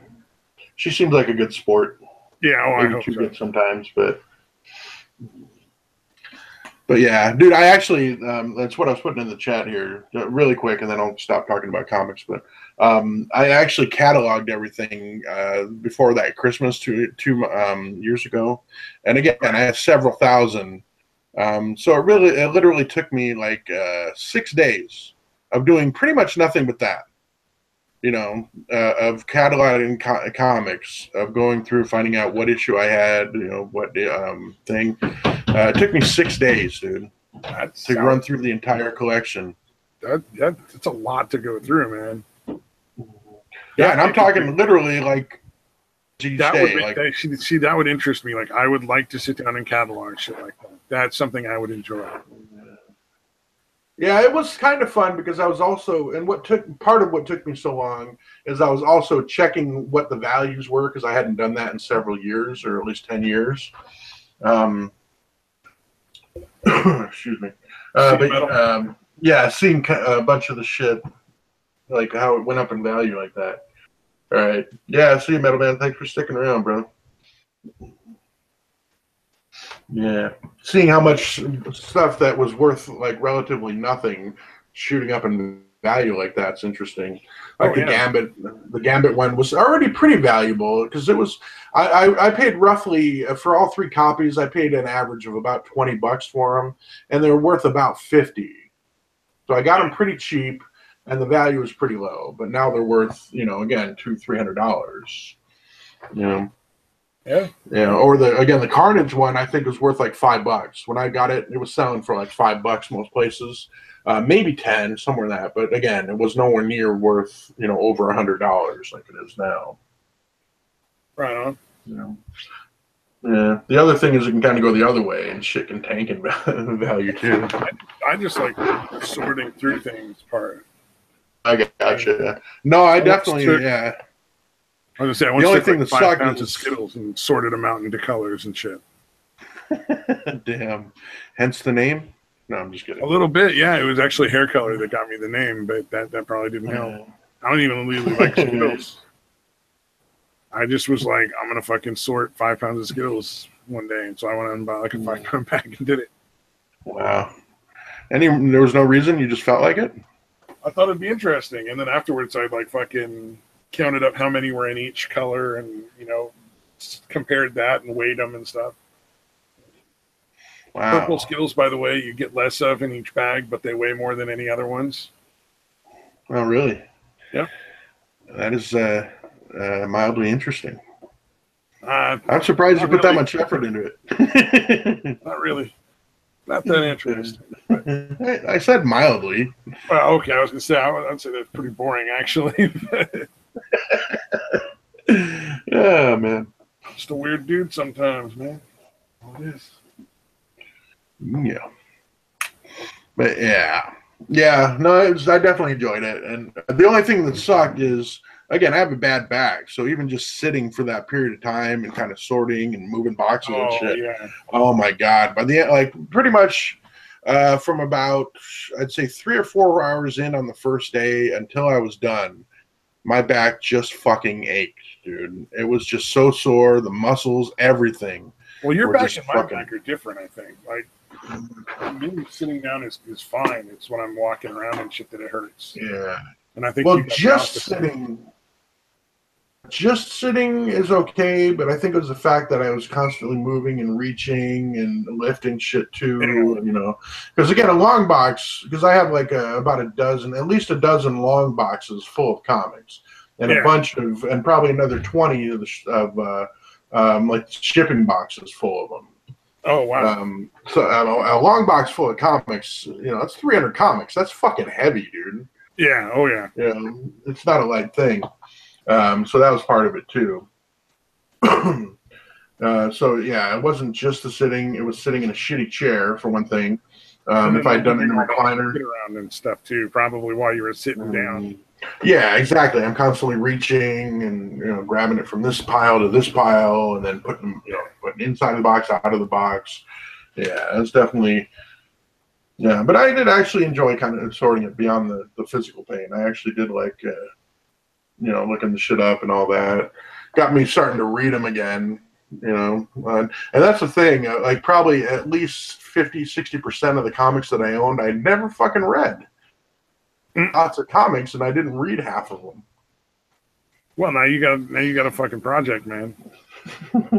Try to scan through, read everything I haven't read yet. Yep. But yeah, absolutely, you have to. Has to be done. Must do it. Yeah. See, I would actually recommend against it because you probably have stuff that's not quite complete. So you'll be constantly running into no, I don't know what happens. Now I gotta fucking find the other ones. Yeah. Damn it! How does this end? I must know. Yeah, that would be what's happening. I would say don't do that unless you know you have full series. Yeah, and a lot of them I did because, like I said, I bought all these things from him, and what he would do, which was kind of genius, not genius, but a good idea at least, is he would do stuttered sets. So he would do one set of X-Men where it was issue 200 through 350, but just the odd issues. He'd do another one of the even issues. So it'd be like, and one was a 200, 202, 204, 206. Another one would be 201, 203, 205, that kind of thing. Yeah. Although there's still stretches of that straight issues. And again, I bought, everyone that I could. And let me tell you one thing about eBay. If you're one of the people who's not an idiot and until the last second to put in your bid, people that have had their bid in and think they're going to win that lot get really angry. Oh, yeah. I'm sure. Yeah. Because I would literally wait, because I don't understand the way it's set up. Whatever you bet or whatever you bid, all you really end up paying is how much more, slightly more than the second highest bid. So I would figure out how much I was willing to pay for something. Like for example, the X-Men one, I'd be like, all right, I'll go $80 on this. So I would wait until 10 seconds left, literally 10 seconds left. I would put in the bid for 80, and I would end up paying like $62 because some other guy bet 61. You know what I mean? Yeah. Yeah. So, but there's people that would literally message me fucking furious because I kept doing that. And I'm like, you're a fucking idiot. Bid what you're willing to pay and you'll fucking win. Yeah. And don't bid early because you're just driving up the goddamn price. That was the thing that used to drive me nuts. I bought a car on eBay, which was a terrible, terrible mistake. But yeah, it just kept going up and up. And eventually we just bought it outright because we were like, it's going to go over the asking price if we don't just buy the final price now. And I think what happened was the guy probably had a separate account that he was bidding up on us. Oh, so like a sock account just bidding it up on you. It was a sock account because it was just one guy, and I have a feeling we got ripped off from beginning to end on that one. But no, I mean, if you know how to do eBay right, you can save a lot of money on shit. It's no joke. It blew my mind. Like, unless you're not near your computer for until after the bid thing ends, there's no reason to bid before the last 30 seconds of a fucking thing, dude. Yeah, it's really not. Because all you're doing is, again, drawing up the fucking price. Now, to be fair, if you know that you're willing to pay a lot more than anyone else, and you're willing to pay that just to make sure nobody else gets it, I can see bidding to try to get people out of the race entirely. Yeah, although although the way eBay worked, or at least did when I was doing it, is all it really showed was like if you bid $100. Let's say somebody else bid $15, and you bid $100, willing to do up to $100. It really only showed like $16 as the actual bid. You know what I mean? Yeah. So it didn't show what you actually were willing to pay or whatever. It only showed $1 more than whatever the second highest bid was. Well, the way I look at it is, if you wanted to drive the price up early so that people would get out, so that you wouldn't have as many to try to beat at the end. I can see that being a strategy as well if money isn't as much of a concern. Yeah, I gotcha. I really just want this thing. Yeah. So, if it starts out at like $10 and you like put in 100 just from the beginning, just to kind of like make people just lose interest. Yeah. Yeah, no, it can work that way too. Because like if they put in like, well, if it's only 10, I'm going to put 15, and then they realize that that didn't cover, what the actual bid was. They could get frustrated and they go like, oh, okay, I'll go 20. And like, oh shit, that's still not enough. No, that could still work too. Yeah. Yeah, and then you put in a bigger bid at the end just to make sure you win it. But it depends on your strategy, and just depends on what you actually want. Yeah. Right. Okay, check this out. I gotta share this real quick. Right. There's an Iranian woman who's had 50 surgeries to look more like Angelina Jolie. Ah! She looks more like fucking Roger from fucking American Dad. Yeah, it is quite sad. She barely looks fucking human. She doesn't look like Angelina Jolie. The first picture kind of, but it's obviously been touched up. This picture, yeah, this one has clearly been photoshopped a little. Yeah, a lot, dude. Not a little. Look, dude, she looks like a fucking cadaver. Yeah, the people call her zombie. Yeah, yeah. Holy shit. I've seen a little bit of references to her online, and that was the first time I saw somebody put together a good little photo combination montage, so far. You're gonna hear more about her as the next couple of months, I'm sure. Yeah. Yep, it's her turn in the spotlight. Yeah, she's gonna get more and more memed. Right. Dude, that is creepy. It's unfortunate, man. People fuck themselves up. That's a big fucking business, is trying to make people look like celebrities. I don't know. Yeah, the worst thing is she doesn't look like her. It never fucking works. It never works. Yeah. It never works. You can't do surgery to make yourself look like Angelina Jolie. It's not how the fucking world works. Yeah, yeah. Unless you almost resemble her already, and that's pretty much it. Even then, you're still probably not going to end up winning. Right. I've seen a set of twins that did surgeries to make themselves look more like each other, and that did not fucking end well either. All right. They look inhuman. Like, they do look identical, but they look inhuman. Yeah, no, you start getting crazy with the plastic surgery, you're going to start looking freakish. Yeah, like that Ken Dow guy who looks like a fucking chipmunk. Yeah, that's creepy, dude. Yep. It just does not end well for those folks. All right, I think we should probably call it. We've been going for about 3 hours now. Yeah, that'll work. And you're an hour ahead of me, too. Yeah, so you're like, it's probably like almost 5 o'clock here over there. Yeah. All right. Sorry, I kind of hijacked the stream with my bullshit comic shit talk, man. No, that's kind of all right, dude. I mean, that Mad Metal's a comic guy. You guys, definitely, man. I thought it was somewhat interesting. It was like, I had no idea how many comics were still worth so much money, to be honest. Right. I would have thought the firsts were really the only ones that mattered, but I didn't realize the first appearance of certain characters and probably like pivotal moments in certain storylines. Yeah, exactly. Like I imagine Superman's death comics, which happened when I was a kid. I could have bought those for like $5 when they came out. Well, honestly, shit like that doesn't end up being worth that much because everybody expects it to be worth a lot, so everybody buys them. You know what I mean? Yeah, but I'm saying in like 20, 30 years when it's as old as a lot of the firsts that are still super valuable, it might be worth 3 or 4 times what I paid for it at least. Right. Yeah, it might go up a little, but again, so many people have that already bagged and boarded, and you know what I mean? Like so many people are saving that issue that it's not as much as you think. All right, okay, I don't have to get into the minutiae of the shit. I'm not thinking thousands. I'm thinking like $50, $60. Right. But yeah, sometimes even that doesn't happen with stuff like that. Yeah. The Death of Robin, those ones fucking holy shit. Those went up fucking crazy for a while. Yeah. It's pretty crazy like how they do that. Oh, okay, all right. I'm dragging you on, man. Let's stop. Broadcast now. Stop. Bye-bye.